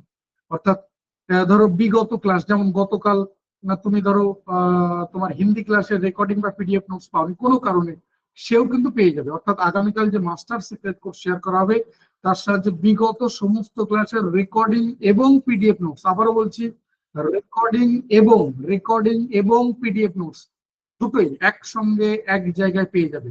তো আগামীকাল অবশ্যই লাইভ ক্লাস মিস করবে না। সব থেকে বড় কথা, গ্রুপে কোনো কিছু শেয়ার করা হবে না, রিপিটেডলি বলছি, আশা করি এটার প্রমাণ করার দরকার নেই যে গ্রুপে কিন্তু কোনো কিছু শেয়ার করা হবে না। যা কিছু এই লাইভ ক্লাসের মধ্যে সীমাবদ্ধ থাকবে, গ্রুপে কোনো কিছু শেয়ার করা হবে না। তাই অবশ্যই লাইভ ক্লাস অ্যাটেন্ড করো, লাইভ ক্লাস না অ্যাটেন্ড করলে তুমি কোনো কিছু জানতে পারবে না। আগামীকাল এই নিয়ে আমি বিস্তারিত জানিয়ে দেবো। আবারও বলছি, আগামীকাল ক্লাসে গুরুত্ব মূলত 3টে। এক, রিজনিং নিয়ে আমি বিস্তারিত আলোচনা করব তোমাদের সাথে, যে একটা অ্যাটলিস্ট ধারণা তৈরি হয়ে যাবে তোমাদের মধ্যে। 2 নম্বর যেটা বললাম, নতুন ব্যাচ নিয়ে আমি জানিয়ে দেবো যে অ্যাডমিশন প্রসেস কি রয়েছে বা কিভাবে অ্যাডমিশন নেবে, কোর্স ফি কি হবে, সাপ্তাহিক রুটিন কি হবে, কোন কোন স্যার ম্যাডাম ক্লাস নেবেন, ক্লাসের টাইমিং, ক্লাসের ডিউরেশন, কোর্সের ডিউরেশন, সমস্ত কিছু আমি মানে আগামীকাল লাইভ ক্লাসের মধ্যে লিখিত আকারে তোমাদের সাথে শেয়ার করে দেবো। তৃতীয় যেটা বললাম মাস্টার সিক্রেট কোড, যার সাথে বিগত সমস্ত ক্লাসের রেকর্ডিং এবং পিডিএফ নোটস একসঙ্গে এক জায়গায় পেয়ে যাবে। কোডে চলে গেলাম, যেটা হাইলাইট করা রয়েছে এটাই হচ্ছে কোড টার্গেট গভর্নমেন্ট জব। এটাই হচ্ছে কোড টার্গেট গভর্নমেন্ট জব। আর নাম্বারটা যেটা গতকাল যারা সিক্রেট কোড পাঠিয়েছিলে তাদের জন্য খুব সুবিধা হয়ে গেল, 6291515880, 6291515880। এটাই হচ্ছে হোয়াটসঅ্যাপ নাম্বার। এই নাম্বারে শুধুমাত্র হোয়াটসঅ্যাপ করবে, অন্য কোনো ফরম্যাটে পাঠাবে না। আর কোডটা হচ্ছে target government job, target government job, এটা হচ্ছে সিক্রেট কোড। আর নাম্বারটা হচ্ছে 6291515880, 6291515880, এটা হচ্ছে নাম্বার। আবারও বলছি, এটাকে শুধুমাত্র টাইপ করে পাঠাবে, কোনো রকম স্ক্রিনশট বা ছবি তুলে পাঠাবে না। কোড হচ্ছে টার্গেট গভর্নমেন্ট জব, নাম্বারটা হচ্ছে 6291515880, 6291515880। এই নাম্বারে শুধুমাত্র আমাকে হোয়াটসঅ্যাপ করে রাখবে, টাইপ করে পাঠাবে, কোনো রকম স্ক্রিনশট বা ছবি তুলে পাঠাবে না। আগামীকাল ঠিক রাত 8টা থেকে ক্লাস শুরু হবে। আবারও বলছি, লাইভ ক্লাস কেউ মিস করো না, তাহলে তুমি কোনো কিছু জানতে পারবে না, কারণ গ্রুপে কোনো কিছু শেয়ার করা হবে না। রিপিটেডলি একটা কথা বলে যাচ্ছি যে গ্রুপে কিন্তু কোনো কিছু শেয়ার করা হবে না, গ্রুপে কিছু পাবে না, যা কিছু লাইভ ক্লাসের মধ্যে সীমাবদ্ধ থাকবে। এই পর্যন্ত দেখে নিয়েছো অনেকে ধরো বিভিন্ন রকম পার্সোনাল মেসেজ করেছে, পিডিএফ নোটস পাচ্ছি না, রেকর্ডিং পাচ্ছি না, সেই অর্থে কোনো রিপ্লাই পাবো না। অর্থাৎ যা কিছু কনস্ট্রাকটিভ হবে তার তুমি রিপ্লাই পাবে। তো আবারও বলছি যে তুমি পার্সোনালি পরে ফোন করবে, মেসেজ করবে, আমি ভর্তি হতে চাইছি কি করব, আমি সোজা বলবো একটাই কথা যে please follow the WhatsApp group. তো এর বাইরে কিন্তু আর কিছু বলার থাকবে না। আগামীকাল যদি লাইভ ক্লাস না করো কোনো কিছু জানতে পারবে না। হাতে সময় খুব কম, নাম্বার অফ ক্লাস বাড়বে, কিন্তু যতটা সম্ভব আমাদের দিক থেকে আমরা চেষ্টা করবো, যা করা যায় যতটা যা করা যায় চেষ্টা করে দেখবে। তুমি যদি মনে হয় দরকার রয়েছে সাথ দাও, ডেফিনেটলি একটা জায়গায় পৌঁছানো যাবে আশা করি। ম্যাচিওর ব্রেন, যতটুকু সময় রয়েছে লড়ে নেবো এই পর্যন্ত, যতটা হাতে সময় রয়েছে এই পর্যন্ত লড়ে নেব, কথা দিলাম। ঠিক রাত 8টা থেকে, ভুল বললাম, ঠিক সন্ধ্যা 6টা থেকে ক্লাস শুরু হবে, রিজনিং ক্লাস ঠিক সন্ধ্যা 6টা থেকে। প্রত্যেকে 6টাতে রেডি থেকো, 1.5 ঘন্টা ক্লাস থাকবে। 7টা থেকে, এই 6টা থেকে মোটামুটি 7টা 15 পর্যন্ত তোমার রিজনিং নিয়ে থাকবো। 7টা 15-র পর নতুন ব্যাচ নিয়ে আমি জানিয়ে দেবো, এবং একদম শেষে মাস্টার সিক্রেট কোড। তো অবশ্যই লাইভ ক্লাস অ্যাটেন্ড করো, কেউ ক্লাস মিস করো না, কারণ গ্রুপে কোনো কিছু শেয়ার করা হবে না। গ্রুপ থেকে কিন্তু কোনো কিছু ক্লাস বা এই নতুন ব্যাচ সম্পর্কে কিচ্ছু জানতে পারবে না। রেকর্ডিং তো পাচ্ছই না, পাবেও না, বা পিডিএফ নোটস কোনো কিছু পাচ্ছ না। একই রকম ভাবে বলছি আবারও যে গ্রুপে কিন্তু নতুন ব্যাচ সম্পর্কে কোনো কিছু বলা হবে না, কিছু জানতে পারবে না। থ্যাংক ইউ সবাইকে, এই পর্যন্ত রাখলাম। আগামীকাল ঠিক সন্ধ্যা 6টায় দেখা হচ্ছে। প্রস্তুত থেকে 1.5 ঘন্টা ক্লাস করার জন্য মোবাইলের ডেটা বাঁচিয়ে রেখে ঠিক সন্ধ্যা 6টা থেকে আগামীকাল reasoning class. Thank you, good night.